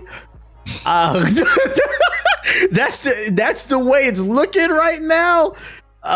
This is a crazy hill to die on. Well, in his defense, I'm gonna defend him here. I'm not gonna defend him, but I'm gonna have to defend him here. So I saw this tweet in real time. When I saw it, I literally looked at it and I was like, I started to reply and I stopped, and I was like, bro, you know what it was gonna attract. Yeah, I was like, I knew it was gonna attract, so I stopped myself. I was like, I heard Watts literally like in my ear, like, I don't want to talk to these people. And I was like, I'm not gonna do this. But I will say, what he was replying to wasn't like somebody saying that. What he was replying to was, I think it was an article or post saying that 2 lawmakers effectively were launching, either it was lawsuits or they were effectively demanding that the organization Twitter should shut down Grok. As a result of this, like they should force it. He quote tweets that, and I don't know if that original tweet's gone or not, or if it's still visible, but he quote tweets that, and then he says that. And it's, for me, like the way I read it was like, this is the problem with, I feel, people who are absolutes in their opinion about like politics, like absolute, like freedom of speech, absolute freedom of speech. I get it's, in theory, in your head, it sounds like a good idea. Like everyone should have the freedom to say what they want. But then you think about the big thing. It's like, but you forget. But I think a lot of people, when they say that, they don't consider the idea of there's going to be bad actors. And there's no such thing as having pure everything, pure freedom to do everything you want with like open platforms. You can't just have everybody doing whatever they want, because as you can see, as we've seen, people will exploit it and do very heinous and terrible things for it. And it's important that there has to be some sort of regulation or some sort of guardrail, but it's about finding that balance. I do have a response from Tim Sweeney. That is something you say. I get what you're saying. You don't say that when the whole topic is about CP. That's exactly. It's he was just trying stupid. to. He was. I get what you're saying. He was trying to argue that this is a slippery slope that can lead to censorship. The problem is, we weren't having a regular political conversation about pollution or something. Exactly. It was about. It's like, bro, that's what you. That's the hill you died on. Like, maybe you don't. Yeah, bro. Any other time, you could have brought up how the Trump administration was surveillance, Planeteer. You could have brought up, waited for any of those things to say this. But bro, I'm telling you, this is not the time, brother. This is, I don't know if, like, you know, you're a little socially awkward. I don't know. I met you one time, bro. That was not the time, bro. That was terrible. Up, bro. I can't believe your lawyers. I know. I've seen Epic's lawyers. You got a bolo. I can't believe one of them didn't run into your office and tell you to delete that immediately. It doesn't help. He has the biggest kids game in the world with Fortnite. That's why I said check his hard drive. Check his hard drive. You look like Roblox, my nigga. What are you doing? You don't want to look like that, CEO. So he responded to this saying, "This is a vile lie by PC Gamer. I criticized a government official for pressuring Apple and Google to block a speech app owned by their political opponent, deplatforming 500 million users on the pretense of stopping a small number of users from distributing disgusting content." But this is where I'm at, right? When it comes to lawmakers, if they tell you that you cannot allow this thing to happen, and then you're like, haha, we don't care because we're Elon Musk and we're Gronk and like, whatever, this is all cool and great. The only leverage that they have is to threaten to ban you. They're like, if you don't get a hold of this, if you don't fix this, we are banning Twitter, we're banning whatever in our country. Or we're going to find And that's what we've been looking at countries doing. They're looking at potentially banning Twitter because of this. So if that's the only leverage that they have and you refuse to meet them with, I don't know why we're not meeting people halfway on not creating child porn, but here we are. If you can't do that, that is the only thing that they can do. So I don't know why he's talking about it. Of course, countries and governments are going to try and stop this from happening because it's disgusting. And yeah, like Ethos is saying, you can't be on absolute. Sometimes it is okay that people don't believe certain things, and we should be disgusted when people do believe certain things, not just like, well, everyone could say and believe whatever they want, freedom of speech, blah, blah. Some things are just bad. This is why I'm not going to defend him. I understand what you were saying, Ethos. But my issue with him is I've never seen this man comment on anything else related going on in the real world. People are getting shot in the face. We just bombed Nigeria. We just destabilized the country that's on the verge of civil war. That woman got shot in the face the other day. I ain't heard this man talk about nothing. But for some reason, you popped out and you talked about that. See, I check his hard drive. I don't trust it. Mm-hmm. I don't trust it. Mm-hmm. It looks a little weird to me. I'm just curious. It looks I'm just weird. gonna check. If he was outspoken on everything, then I'd be like, okay, maybe he just popped out at the wrong time. But just so because now that you bring that up, I am curious. Yeah, because I am curious. Like, what was the things that he was tweeting around this time? What else do you talk? Looking at his. Yeah, I'm looking at his I get right it. now. His entire thing, I get it. His entire crusade has been on this idea of open platforms, but we're talking about gaming. That's like, I think that's a completely different thing than like, oh, absolutely every platform everywhere on the internet should have that. Like, I fuck Grok. Grok is not that important. Grok sucks, What are we man. talking Honestly, about, bro? yeah, honestly. Grok is a detriment to society. Grok, am I hungry? Grok, am I tired? Grok, explain this tweet to me. Y'all really studying that timeline. I don't think y'all finding nothing either because you looking too hard. I mean, I'm just Man, it's No, all about they're- freaking soft they're tacos. putting Grok in pizza. some other stuff that Talking we about found out tacos. about. Real interesting. He has nothing to say about millions of Americans losing their health care. No, January 8th, he said, best wishes to everyone in Iran. It's one of the most ancient centers of civilization scholarship, full of generous people living without freedom while filling university companies around All right, the we'll world. give him that. I give him again. I'm not defending what he did. I said it too. It was stupid. It was fucking stupid. You should never tweeted that. And it's the idea where like you become so charged ideology, with your ideology that like it. You don't realize how you come across. Yes, you become tunnel vision because like you have to be consistent on your ideology. And even when you get to put to extreme situations where it's like, okay, I have to bend my rules. I have to acknowledge that my rules can't stick into the specific. It's kind of like, you remember, some people don't do that. You remember that clip that went viral like years ago? I think it was on the Today Show where they were arguing about what the Civil War was about. It was a white and a black guy, and the white guy was like, it was about state rights, and maybe he genuinely believed in that. And then it got to a point where he yelled in the black guy's face. He said, "Did you even know how much you cost?" He'd be like, "Bro, like I thought you was talking about state rights. Like which way are you going, bro? What are we talking about here?" So I get what you're saying. Sometimes you get blinded by the one thing that you're super passionate about. You don't even realize the shit that's coming out of your fucking mouth. Yeah. When it comes to I want to say angles. too, you're a dumb CEO. I'm sorry. It was dumb. It was fucking dumb. Like, there's no excuse to that. Like, I don't think there's any like, even when I say this, I'm just saying it in the context of, we should just make sure everyone has the full evidence of what he was saying, because obviously we don't want to get sued for saying. Yeah. No, I'll say this much. He's on the watch list. I'll dial it back, but he's on the watch list. This episode's getting demonetized. we not getting nothing off. This is all the love of the game, baby. We getting nothing off of this now, for sure. He's on the watch. We're keeping an eye on you, Mr. Sweetie. We're keeping an eye on you. I'm not gonna lie. If we see, we start. This is what we call it, the first pattern, the first start. If we start seeing a pattern, Metal Gear Solid noise. Yeah. That's the first red flag. If we start seeing some more, it's we'll call you Roblox over here. So I saw that. Thankfully, I didn't see this though. It gets worse.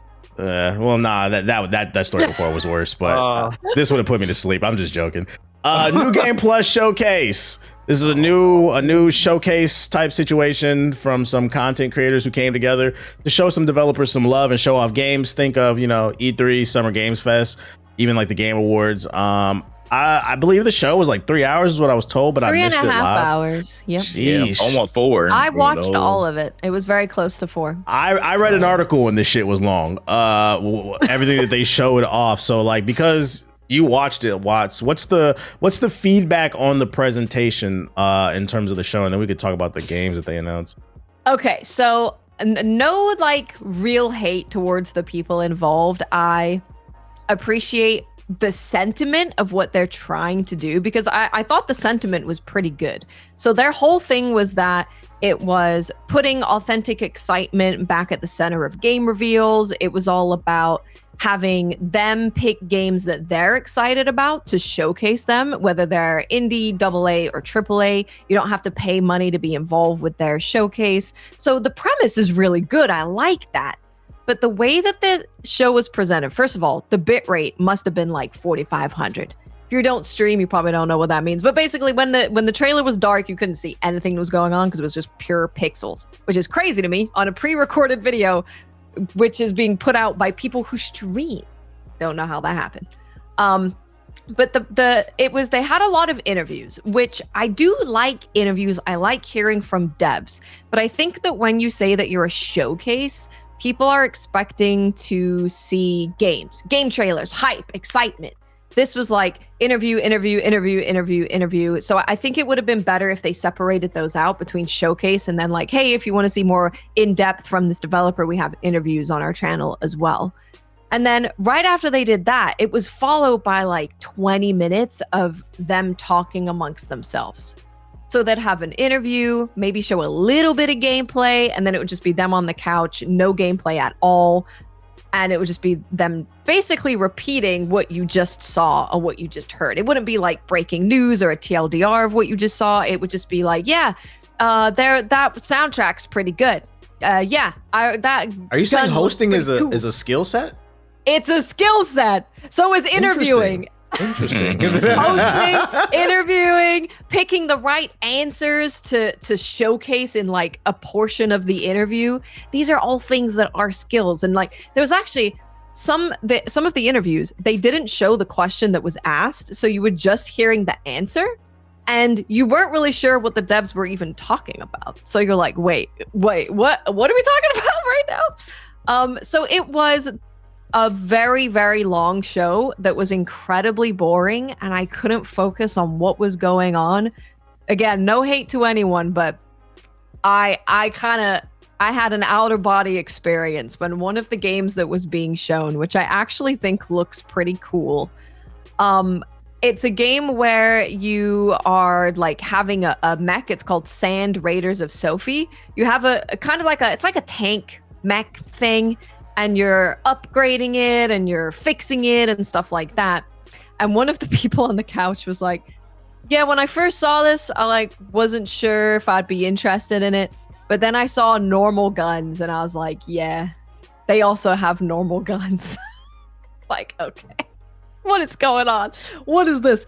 So, I think what I would have done personally, this felt much more like a podcast format. And I think the mistake that they made is, I don't know if they assumed that it was only going to be their fans watching it. But when you say that something is a showcase, we are expecting showcases. It's a word, words have meaning. We're showing these things. So I hope they would do this again, but have the showcase be a showcase, because we have people who are a part of this team who have ragged on game showcases for doing way too much yapping before. Have the showcase be a showcase, have a dev interview upload that you do, and then have like an after show where you guys can talk amongst yourself, because all of these things are different audiences. The person who's coming to just watch a game showcase probably isn't the same person that's going to be watching dev interviews or wanting to listen to your podcast or after show. Yeah, somebody on the outside looking in it just read the summary article. It's interesting to hear you say that, because they did that. I watched all the cut versions of the interviews in the summary article, and in none of it did it post the question. So I didn't know what the fuck they were talking about in any interview. They were just yapping. So it's interesting to hear that they cut it during the live stream too. Because I was thinking maybe they just had a bad editor and they needed to fire the editor. Like, nah, y'all got to go back to the drawing board on that, because I was confused on damn near every game. And we were lost, man. I kind of agree with you when it comes to the interview part. I feel like the only game they showcased that was worth an interview was the Crimson Desert game, because I know a lot of people were like excited about that. Other than that, they kind of should have just showed all the other games and then maybe discussed it towards the end. Because after I watched it, they showed about 50 million thousand games. I think I counted 7 or 8 that I think there's a strong market for, and only 2 personally I would cop. It just wasn't enough strong content here for me to be like, eh. But what I will say is kudos to them, because it takes balls to do this. Also, I think one of the biggest problems with gaming, I think one of the reasons why people say gaming is dead is because I think gaming has an advertising problem. Most of the budget is spent on development, that there's no money to advertise these games.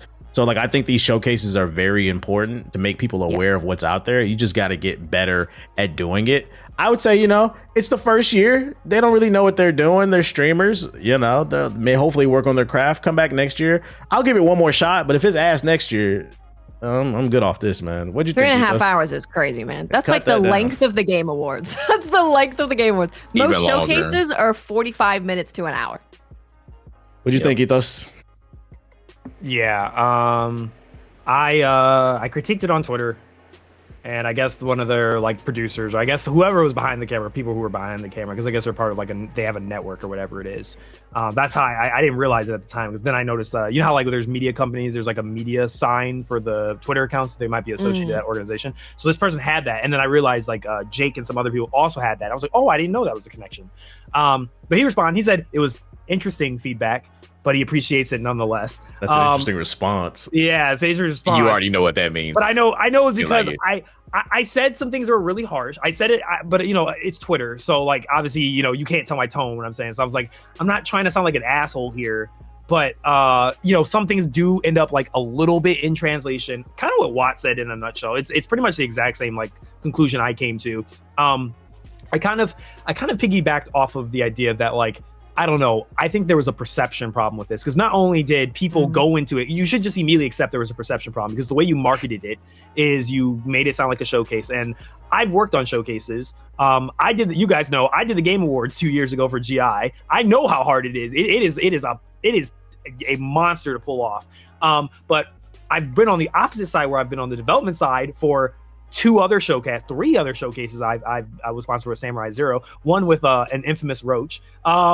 So like, I know how difficult it can be, but I also am going to say some critical things. I think that your fans of yours are not going to tell you this, and people who are hating on you are just going to say, oh, this sucked. But I'm giving you like step-by-step stuff that I'm like, if you fix these core problems, I guarantee you it'll be a banger. But like, I agree with Watts. I'm gonna say I said something kind of a little mad, but I said I felt like the host, a lot of them did not have charisma. Like you say, it's a hard thing to pull off, but a lot of them, like, it was just like, I was sitting there, I was watching Watts watch it, and even I was like, when you said Watts, you said it felt like we have been on a different plane of existence for 2 hours. I said I felt the same way. I was sitting in my seat just watching this while you're watching, and even I was like, oh my God, is it over? And then I would like intentionally like mute the stream, do something else, come back and be like, hey, has something big happened yet? Or is it anything cool? And Watts was like, no. And I was just like, oh my God. And it was just like, I'm not even joking. I saw multiple times people saying the exact same thing. They all said the same thing. Hey, I liked the trailers. I liked all that. And then all of a sudden, when I saw you guys yapping, I muted it. And I literally would walk away and come back. And then sometimes they would still be talking for 20 minutes. And the big problem with that is that you can't have people who are, you can't go on for 3.5 hours doing this and expect us to just listen to you talk. And the worst part being is the things that you're talking about is just, you're just regurgitating the same stuff. And I'm also going to criticize, because I think it's important.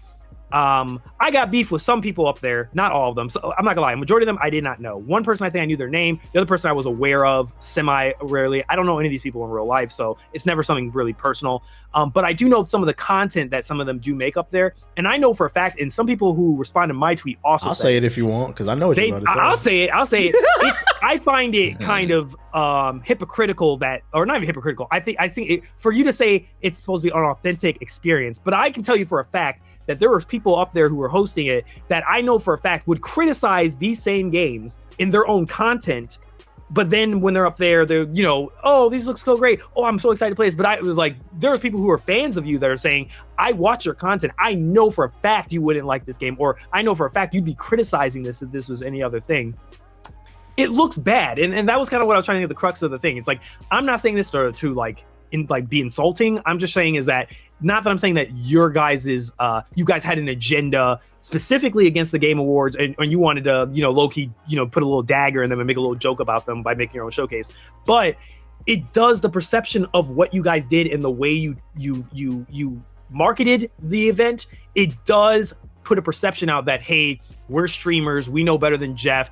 He makes people spend millions of dollars, so we know how to do it, and we're gonna make it for everybody. And because we know what real games are, and we know what real gamers want to have. That's what it felt like. That is the perception. No, it totally is, because there was a lot of focus on content creator led, and it was a big focus on that. And then you also had them taking up a lot of space in the showcase. So I feel like if I'm a game dev who have my game on there, they didn't do a good job of making their game look good or exciting or anything because they took up so much spotlight for themselves.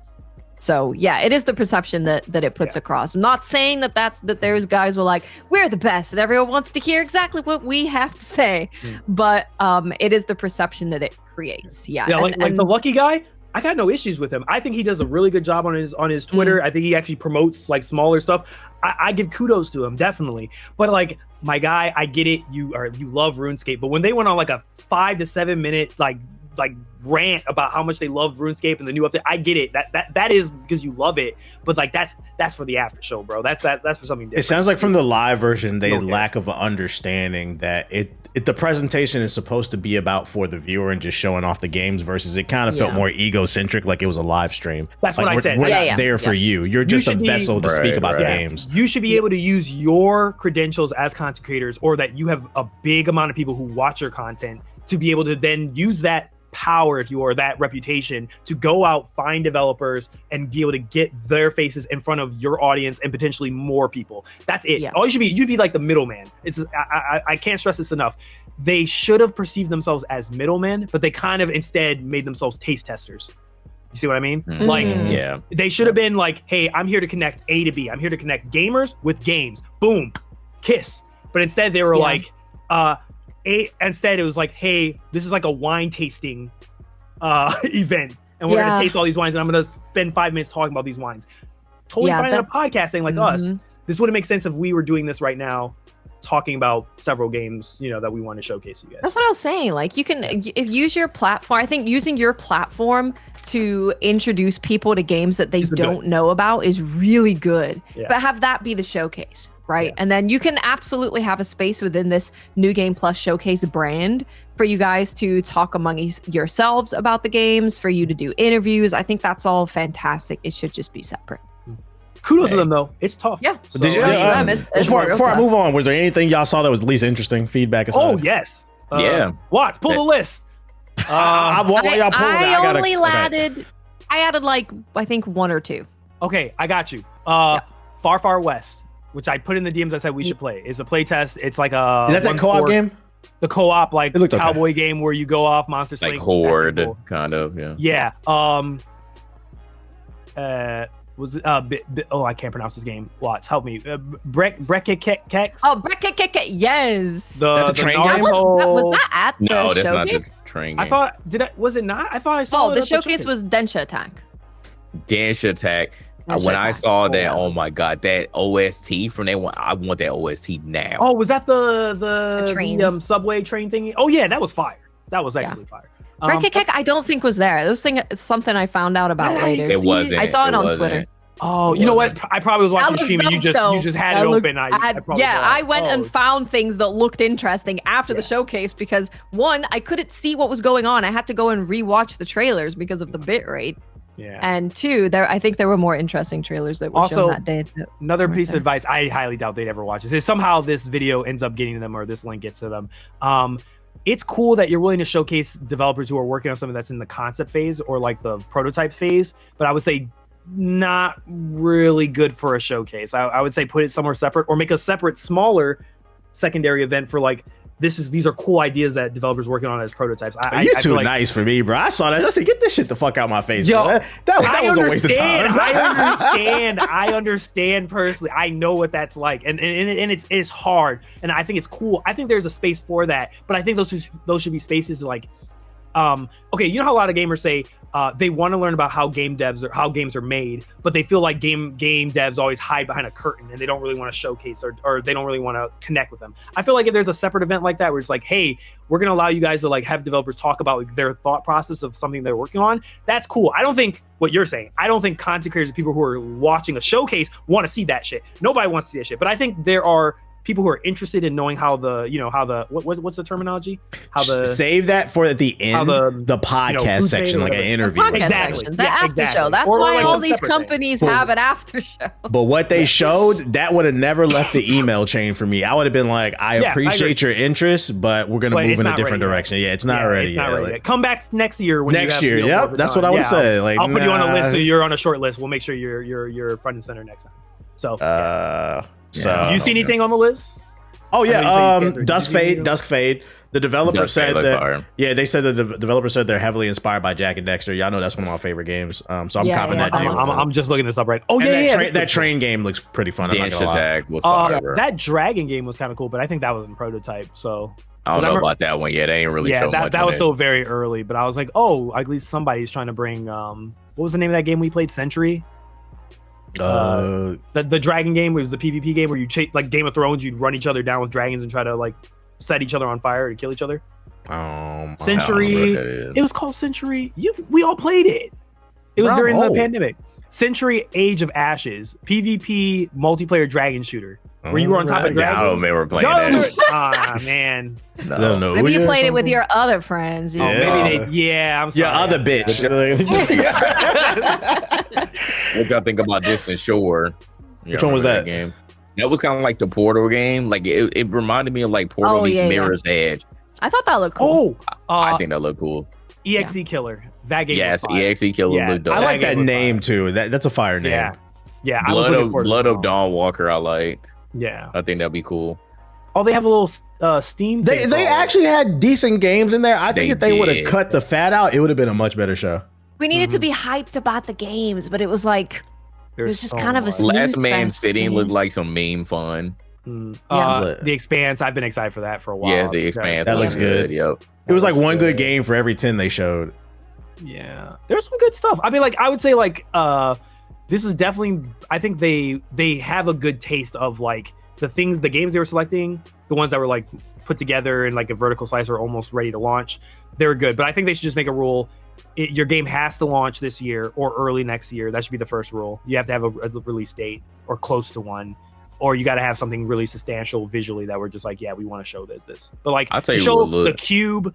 To show that Division interview, like why was that even? That was a waste of time. A lot of stuff. I was like, what? I'll show you what the most ashy game was. That was Dino Blade. The Souls dinosaur game. I know the developer that worked on that. That game looked ashy, man. No, that is a genius. Yeah, you heard it, Jay. He said he know him. We ain't listening to him. He got biased. Hear me out. He worked on. Watts knows him too. He's a combat designer for Ghost of Yotei. So I remember because I saw him do like an initial joke of this game. Like it was just something he put on Twitter. It was like, you played it? Funny. No, I didn't play it. He just showed a video of like a dinosaur with a sword in its mouth, like doing like a DMC combo. And everybody on Twitter was like, holy shit, bro. And then he decided to make it like a playable game. Yeah, I'll turn into some playable joke. Like, so it was a meme. Yeah, it's like a meme that he said, I'll turn into cool guy. Bro, the game still look ashy, bro. It don't matter. If the gameplay is fire, the game could look ashy. If the gameplay is fire, it's fire. I better see you streaming that game. I better see you stream it. I will stream it. If the gameplay is fire, I will stream it 100%. But if the gameplay is ass, I'll be like, damn, bro. Oh no, man. I wasn't getting the good vibes on that one. Okay. Well, let's talk about a game that actually did suck. Go ahead, TBH. Tell us about this game that came out. Yeah. Hey, no, better yet. Hey, watch. Why you get blocked? Okay. Why you beefing with people? Yeah, why are you beefing with the Code Violet devs? I don't know anything about this game. I didn't even know it was out. What's the story on this? Okay. So Code Violet is a game that people were hoping was a Dino Crisis game that they could play. It came out very recently. And the way that I found out about this game is because they were saying that they weren't going to release Code Violet on PC because they didn't want players to do lewd mods of their actor, their main character. TBH, make sure you show gameplay. Make sure. I just pulled it up. Good. I was, oh my god, this sounds just like Judgment. Yep. This sounds just like Judgment. Same. Oh my god. Okay. Yeah, so they were like, we're not releasing it on PC because we respect our voice actresses and our voice actors, and we don't want you guys to be looting our characters. So we're only releasing on PlayStation. So right away, we're like, well, that's a damn lie because your character starts in their underwear, starts off the game in the underwear, and then the outfits just get looter and looter from there.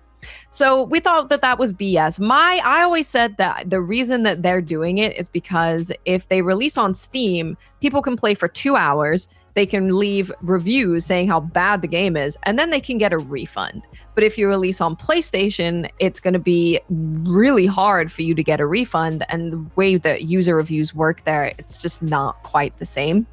So the game comes out. There were 2 critics that had reviewed it initially, and they gave it a 4 out of 10. And all of the people who had played the game when there were still 6 hours left for this game to come out were leaving 10 out of 10s on all of the critic websites. Even the best of games ever are not going to get 10 out of 10s by every single user. So the game comes out. It turns out it's really bad. Surprise, surprise. So I just simply said, this game is clearly being a Guna game to distract you from the fact that it's a bad game. And they blocked me on Twitter. And they're blocking everyone. There was someone who worked with them and was giving feedback. And then when the game came out, they said that the game wasn't very good and they blocked that person. There was someone who asked about the price because it's $50 on PlayStation. And they blocked them. So they are just blocking absolutely everyone. And currently, I think in the top 10 of worst rated video games ever, 2 of their games are in that top 10. 2? What's the other one? What? Quantum something. Quantum Error or something? Quantum Error, yeah. I was gonna look it up on Steam, but it's not up there. So it's on Steam. They do not release the games on Steam. They want you to give them money, and then they're gonna run away, and then they're gonna do it again. I just want you to know, when you said it was a Gooner game, some footage popped up on the screen. You'll see it when the VOD pops up. So as soon as you say Gooner game, footage of her fighting a dinosaur in her panties popped up, and I was like, okay, like this game looks terrible. Don't mod it.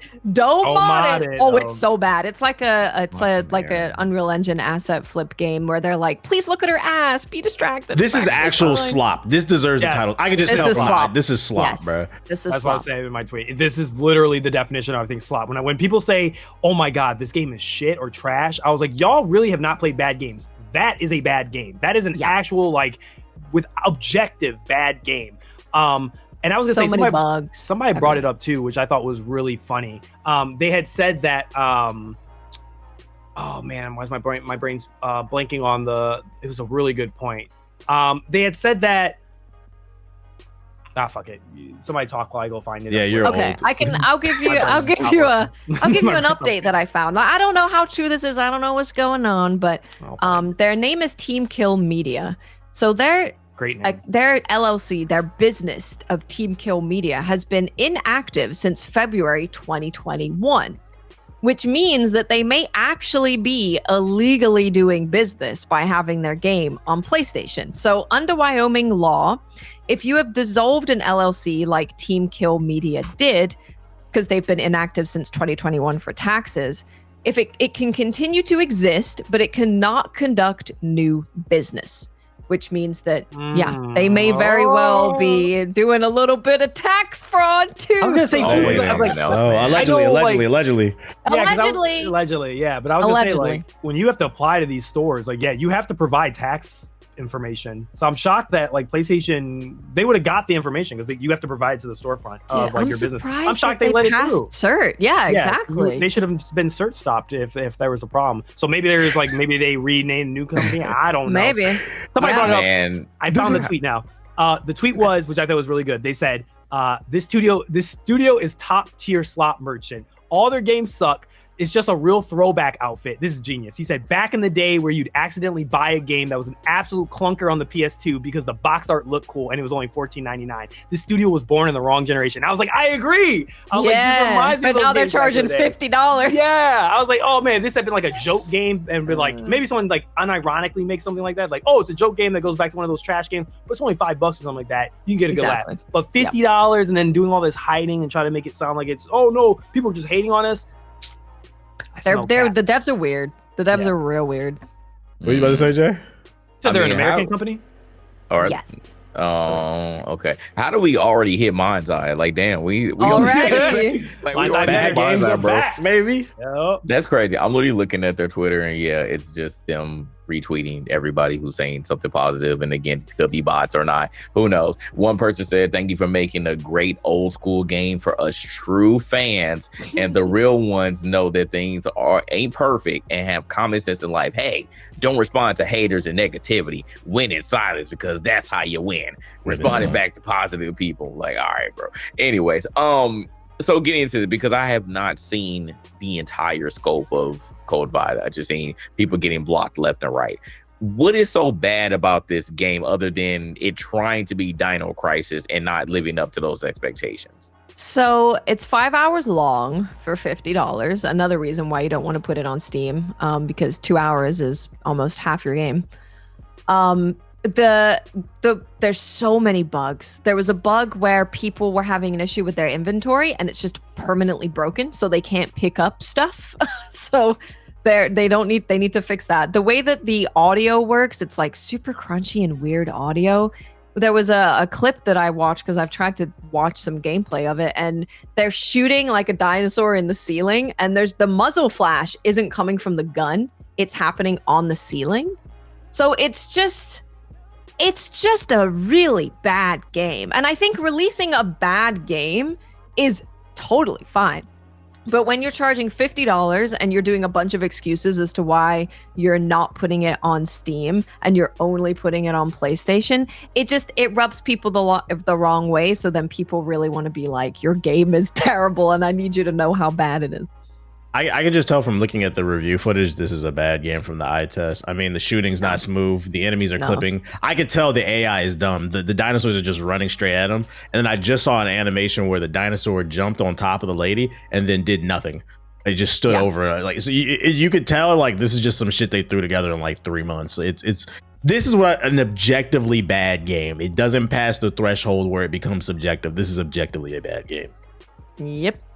Which is unfortunate, because I think we're gonna see the rise of this. I think it started with, what was that game we covered like a year or two ago? That game that we called it was fake for a long time. That open world. The day before. The day before, yeah. So the beauty of the Unreal Engine being free and open to everybody is it democratized, and Unity as well. It democratized game development. But the downside is it also made it easier for scammers to get involved. So I think we're gonna see the rise of like scammy video games, and more than ever, it's time to be in tune with who actually is in the know in the gaming space. So make sure to hit the like button and subscribe if you're new here.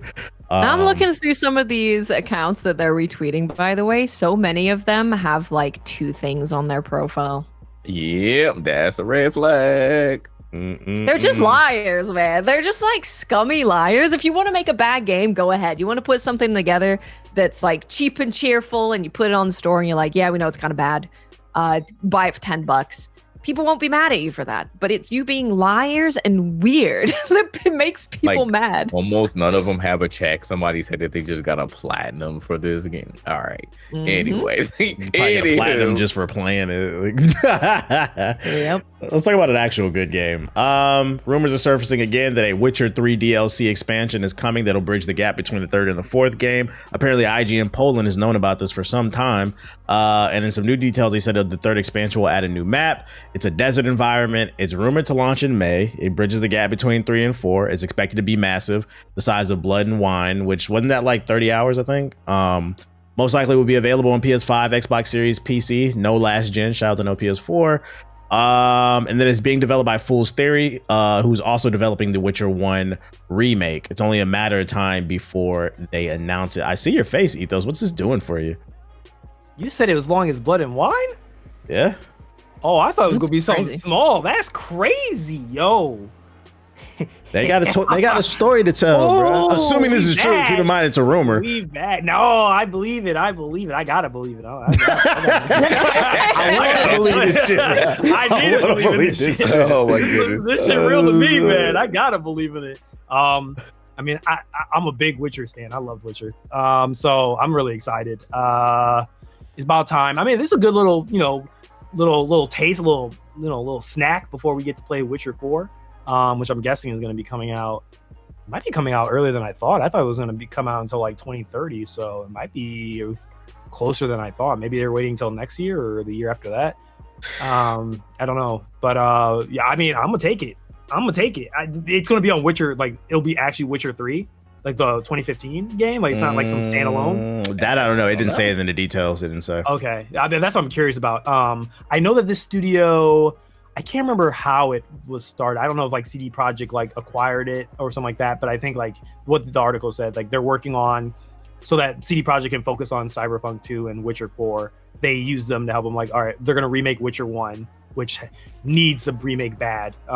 It is aged terribly. But they said they were going to remake that, and then so get people hyped for Witcher. So my guess is they're going to do this DLC next year, and then they'll probably have the Witcher remake almost ready, and probably release that maybe before Witcher 4, and then Witcher 4 will come out in like 3-4 more years. So that's my guesstimate. I'm not playing it. I like The Witcher 3, but I never beat the third game because I fried my PC and I just gave up. So I'm not gonna know what the fuck's going on. I'll wait for the fourth game. I'll watch a YouTube summary. Did you ever beat the Griffin? Yeah, I did beat the Griffin. I was like 20 hours in. I got pretty far. Oh, I didn't know. I thought you quit. That's the reason I quit. No, I was like 20 hours in and I spilled water in my PC and I was just like, bro, I give up. Damn. I was upset that I had fried my PC and I was far into the game. I was like, and then y'all were like, well, just download somebody's save file. Like, it's not the same, bro. It's not my build. So I watch a summary. Anybody got any takes on this? Because I'm trying to speed run these last few. We on a 2-hour mark. I think it's cool. I'm not like a Witcher player. Me Why? neither. I'm I not tried that playing guy, 2, but I Cal. never got into it. I get it. It's just Switch me. 2 sales, they've slowed down almost 40% in the US compared to the Switch 1 in terms of comparing their lifespan. And it also slowed down 16% in the UK. So across the board, at least in the West, Switch 2 hardware sales are down in the mud. And it's crazy because they're tracking this during the holiday season. You would think they'd actually be up. Any theories to why you think Switch 2 sales are down, JG? Nothing to play, really. No reason. They ain't No got reason no to get game. it. No Yeah, ain't got no game. Next topic. Next topic. Oh shit, that's fucking funny. I agree. I don't have any. Someone's gonna take that totally seriously. Someone's gonna get so mad at that. What? What do you mean? No. There's a bunch of games on there. Well, before we piss it, let me add a little nuance to that. I do agree there's a lack of games, but I think the people who really wanted it got it day one. That's why it pushed that 3 million at first. And I think everybody else is kind of sitting on the fence. I think you'll see a spike in sales maybe later this year when the Dust Bloods comes out. But for now, it's kind of like, what's the reason to buy it right now? Yeah. Yep. That's what we were saying about the PS5 when we first got it. Anthem dies tomorrow. Today's the 11th. The servers are shutting down on the 12th. Anybody have any last words for it? Ethos? Your eyes are rolling. RIP, man. It was still the best flying Iron Man simulator game we've ever gotten. And I hate that it's died the way it did, because I saw Anthem 2, I saw the specs on it, and it could have been Destiny. If they got the chance, I truly believe it could have ended up becoming Destiny if they had enough time. But nope. think so so. It is what it is. RIP. My take on this is it's been very interesting since it was announced a couple weeks ago they were shutting down the servers. I've seen a lot of tweets on the timeline of people talking about how much they love this game, and I'm like, wait a minute, all right. Where We were all y'all? knew what's coming. Where We were all y'all? knew what's Viral coming. tweets, vibe. The switch up has been crazy on this game. No. I said it in one of my tweets. I was like, I remember this was the turning point on YouTube when people started to dogpile. I mean, negativity's always been there, but this is when that death of the industry shit started. And people started to realize, oh, if we just dogpile on this game, we can milk it. And like, it's just been bad ever since, which is crazy because neither one of those people that made those videos, they don't even make videos anymore. I think one of them sold his channel, but the flight mechanics was fun. And I like the prime and the detonator. Everything else was just undercooked. The suits were fire too, Yeah. but Yeah. you know. Yeah, press F to pay your respects. Yep. Yes, sir. Shouldn't have given up on it, but alas, it's EA. Wolverine in the fall. Do we believe this rumor? Maybe. Maybe. Depends when can GTA. believe it. GTA October, gets September, delayed. October, they're saying. I could believe Yeah. it's September. Yeah. That's It's believable. funny because this is also Jason Schreier who said so. Yeah, I mean, if he doesn't think GTA is coming out this year, then yeah, Wolverine could very well come out the fall. Yeah, I would say when else is it supposed to come out? Because if GTA really is coming out in November, Wolverine has to come out in September, October. I would say October is better, but when else is it, It going to seems like come a out? September game. It feels like when I see Wolverine, I see September. Nah, 2K is a September game, buddy. You're uncultured. You know, yes. 2K27 come in. So we were talking about it earlier. We hinted at it, but this year's CES, it was trash. Really wasn't a lot to phone home about. There was a little bit of gaming stuff, and some stuff that made some news is there was a headset from HyperX announced that uses AI to read your brain signals and boost in-game performance. They are claiming the technology in this headset could read your brain waves and then improve your accuracy in the game. Watch, do you believe this? How are they live reading your brain and making you more accurate? Are they like zapping me if I'm too slow? Are they injecting like Elon Musk into my brain? Like, what's going on here? I don't know how that works. If it's doing like reading your brain waves and then providing you data to try and make you better, then maybe, but this just sounds like it sounds like we're going through that phase of just selling us a bunch of stuff that isn't real and isn't going to do what it's going to do, to just keep inflating AI so that people keep investing more in AI, and we're all just investing into fake things that don't exist. So I don't even know how that is supposed to work. That doesn't make sense. My take, first and foremost, I don't believe this shit works, but let's act like it does for a second. Let's say it does work. They're saying if it reads your brainwaves, it'll increase your accuracy when playing online multiplayer shooters. Is that not cheating? That Second, is cheating. the second thing I want to state is, how is this going to work if it's powered off of reading your brainwaves? We've been talking about it on this podcast. The average reading level, at least in the United States, is 6th grade. Most of y'all can't read, y'all can't comprehend. So if you don't got no brainwaves, this shit ain't going to work. So, Oh my god, hollow. It's like, hollow in your if you no, real shit. No, jokes aside, if you're a fucking moron, how does this work? This is what I would ask them if we had a microphone and we was at CES. Like, I want to know. They said I got a 45 IQ. I need to know, how is this going to work for me? My brainwaves is not really working. Brain like activity is dipping due to all of your AI stuff. How are you going to read the minds? that. I just want to know. Any takes on this, Jay? See, now I gotta look at this company because what is Neurable trying to sell everybody that's either working, go to work or not working? Nah, bro, they're definitely lying on this. I need to look further into this company because this is who HyperX partnered with to allegedly make this handset. But yeah, no, this will definitely be cheating. And yeah, if it's going off of your brain waves and not somebody else's brain waves, or freaking Waz said, zapping your shit in order to make you better, then yeah, I don't know. This doesn't sound safe. This doesn't sound cool. It doesn't sound like anything I want to get into. That's for sure. Any takes, Ethos? No, I agree with everything you just said. Cool. Last but not least, Project Ava, another AI gaming device announced by Razer, which it's a little capsule that holds an AI best friend that you can change it. You can make it a man, woman, a furry, whatever the fuck you want it to be. Supposedly it'll talk to you, be your best friend, tell you the weather, tell you about how to handle your life, but it'll also give you tips and tricks while playing games and feedback. Do we want a gaming best friend, Watts? This is what I was touching on earlier when I said that they are trying to capitalize on loneliness. This is exactly what I'm talking about. So in the trailer for this thing, it shows they're using an anime girl at the beginning, and she's like telling you what to wear, what you should wear, saying, let's wear our cute jackets, let's do this, do that. They're trying to make it to where people are already lonely. Now they're injecting these AI friends into your life so that you don't ever try to seek human interaction to keep you lonely. And then you're dependent on this thing. I do not become dependent on an AI thing. No. The other thing that they show is that they're like telling you to switch your firing mode on your gun. They're telling you to push certain objectives. When you die, they call you bad.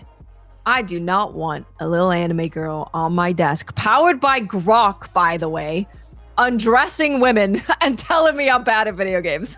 I don't want it. No, thank you. It can see and hear you. No. Jokes aside, I think another reason this is really bad is because I agree with you. They're trying to take advantage of lonely people and get you hooked to talking to this person. And then you know what I predict they're going to do?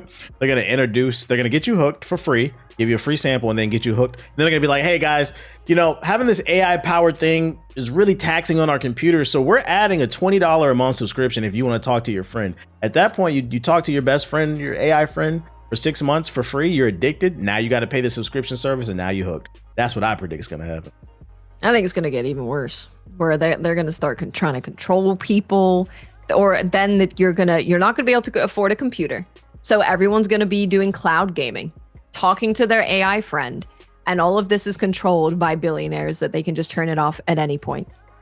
It's not a good future, guys. It's not good. Why is this happening? I don't like it. Why is this happening? I don't get it. It was bad. I'm losing my mind, bro. It was bad CES because I follow a couple tech channels, and like the ones that were on the show floor, in the videos I were watching, they were all saying the same thing. They were like, this year is just AI this and AI. It's not really fun. Like, I was like, damn. Like, even the tech people were like, nah. Mm-hmm. Very interesting. That's all I got on the show notes, though. Anybody want to add anything to the conversation before we wrap this up? Razer also had a headset. What's different about theirs?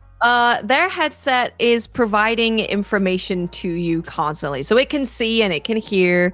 So the first screen of it, you'll love this, was him opening a book and asking the headset to give him a TLDR of what's on the page. God, please, God, no. They're not even reading. They can't read, and they're not gonna. And their AI is just filling in all the gaps. I'm dead ass about to start crying, bro. We are cooked. I am not in the right dimension. Don't accept that stuff is gonna make you dumber. They're trying to turn your brain off, man. You know They what's really the worst are. part? Is literally all the media that we grew up with literacy to tell us that these are not good ideas, and they're calling them unk-slop. All of it, bro. Oh, man. Bruh, I'm tired of this, bro. Another thing the Razer headset did, which was very scary, is it shows the person who's wearing the headset meeting a coworker that he hasn't met before. And the headset is telling him her name, saying that she just got promoted. So he brings out of nowhere, congrats on the promotion. The fuck? How does That's weird. No. That's weird. No. Don't like that. Can you imagine someone That's Planet so Tier. sorry for your loss? Huh? Maybe How do maybe you the know? headset pulled up the LinkedIn information or something off the internet, like, and Maybe, just feeding it to you. But But, like, it's doing it so in funny real because it's time is- showing him like talking to her, not listening to what she's saying at all, but listening to what the headset is saying to have a conversation with her. This is why That's GPUs where are we're at. $10,000, by the way. Oh, That's why, yes. RAM. Exactly. Yeah. oh my god. Yeah, but hey, listen, the best way to protest this stuff is don't buy none of this shit, bruh. No, it's too late for that. It's too late. I don't think. No, we can do Dell that. gave us hope, bruh. Dell said No, we don't care. We No, gotta stop. ethos. I really do. I'm listen, losing hope. listen, ethos. I'm losing. I foresee that there's going to be like basically two camps of people. There's going to be people that buy heavy into the AI stuff. And then I do think there's going to be people who do not believe what they're seeing. They want to keep reading. They want to keep their brain. They want to go outside and experience things. And they're going to push further away from this stuff. So if anyone out there is listening, you can be one of those people who decides, you know what? When I go to bed at night, I'm going to read a book before I go to sleep. When I want to look up something that I want to find out, I'm going to do it the old-fashioned way. Well, it's not quite old-fashioned, but it is now. But I'm going to go on Google and I'm going to try and figure it out myself. don't invest in all the AI stuff. Make sure you're still using your brain, and definitely don't give any money to have a gooner tube on your desk yelling at you about being bad at video games. Knock that shit over. My gooner tube. No. What did I do? You can have Faker in your What am gooner I tube. gonna by do the way. with my life? Hey, I'm not gonna lie. Oh, Having wow. Faker give me advice on how trash him at League might be good. I ain't gonna lie. That might be a Have good. gonna be Shroud on your Gronk. desk just giving you Oh bad my takes God. all the Telling you time. how to play League. When I Mordekaiser and I alt and leave Watts by herself. Oh God, you're a fucking idiot. What are you doing? I'm sorry, Faker. Freaking this is scary times. It is And this has been Gaming Illuminati episode 172. Ladies first, you got the show floor. What's your closing statement for the episode, Watts? Stay strong, guys. Do things manually. Enjoy the things that you enjoy. Gatekeep and keep the government and AI companies out of your brain. Okay. Jay, what's your closing statement for episode 172? Go. I'm gonna let y'all know next week if I'm upset or not. The ramp will determine my mood. So there you go. If you lose to the Bears, I'm gonna clown you for a whole year. I'm dead ass gonna clown you for a year. You better not lose to them. I've already said I don't think we're ready for the divisional, but I do want to beat the Bears. So You better beat the Bears, bro. I swear to God. I do not want to hear them talking, bro. Please. Well, what's your closing statement, sir? Ethos. Fuck ice. I feel that. Hey. There you I can go. give it that. I Yeah. feel that. I'm on a planet. Now I'm on a list. Here we go. You been on the list. You gonna be on another. Yeah, I'm gonna be one. on another level. I'm gonna be on a couple more lists now. They're gonna raise my my level. They might come after you. You look a little Ethiopian. Yeah, They might I- come after you. I You're close. told my mom. My mom's like, I was like doing all this stuff. I said, Mom, you look half Native American, half black. You look like you might belong somewhere else. They're gonna deport a lot of us. I told a lot of my black friends that. I'm like, you better be careful. They're gonna deport all of us. Mhm. We are not safe. We from gotta this. band together because they definitely gonna come after the black people. Mhm. They next. gonna send us back to Africa. We kept making that joke. Guess what? We gonna get on over there. I'm like, Hey, where you gonna send me? Please just tell heads me up, where I'm from. If we all get deported, where we going? What part of Africa we all decide until we meet up? South Which y'all- Africa. South Africa? I don't know. South Africa looking bad too. Might not wanna make No, their own actually colony, Ethiopia because honestly. they never been colonized. Is it okay? I don't know what. I know there's like a civil war going on in Sudan and genocide. Oh, definitely not so- Sudan. Definitely not not Sudan. Not Nigeria because apparently we doing stuff there. I don't know what Nigeria gonna look like. I don't know if anywhere's safe. to be Yeah, honest. yeah. Morocco? Y'all want to go to Morocco? You don't want to go. You don't want to go to. No, you don't wanna go to Morocco You don't wanna either. go to- No, that northern Africa is a completely different thing. Like, you don't want to go up there. Trust me. Maybe Like, we'll be watch- Pokimane. I don't know. Watch the Guys, media. how about No, it's you gonna all lose a like race. the podcast, share it, make us lots of money, we'll get an island. Agreed. Yeah, all right. No, wait, hold on. I don't think islands are in right now. Yeah. Oh, not that. Oh, yeah. No, yeah. I don't know what island. Not that Maybe we kind of can find Canada. island. We can Not find a that wilderness in kind of- Canada, but I don't know about the islands right now. Islands. Okay, maybe not an crazy. island. Find us Yeah. a patch of land that we can take over. You know, you guys, maybe you could come if you're cool. If you show us your achievements, we'll let you in. Yeah. I have achievement card. Yeah, achievement. We'll let you work on the farm. Well, my closing statement for episode 172 will be: if you got this far into the episode, leave a comment at youtube.com/GI updates or the Spotify version, because Spotify allows comments too. Leave a comment if you got this far saying Code Violet developers blocked me too. All right. Ladies and gentlemen, this has been Gaming Illuminati episode No. 172. Tell us what country in Africa we should go to. That too. We have to pick. Yeah. Yeah. Highest Do your comment- research though. Don't recommend me somewhere I'm gonna go die, please. Yeah. What country in Africa we should go to and then get blocked by the Code Violet developers. This has been Game Illuminati episode 172. If you're watching the video version at youtube.com/GI updates, be sure to hit the like button, comment. That helps us in the algorithm. And if you're watching on Apple and Spotify, rate the show 5 stars. And we will see you guys next week to talk that Xbox Direct and whatever else happens on the Game Illuminati podcast. I fucked that up. I'm tired. Are we gonna have Greenland by then? Yo, chill. Will we own Game It's Greenland? getting dark over here.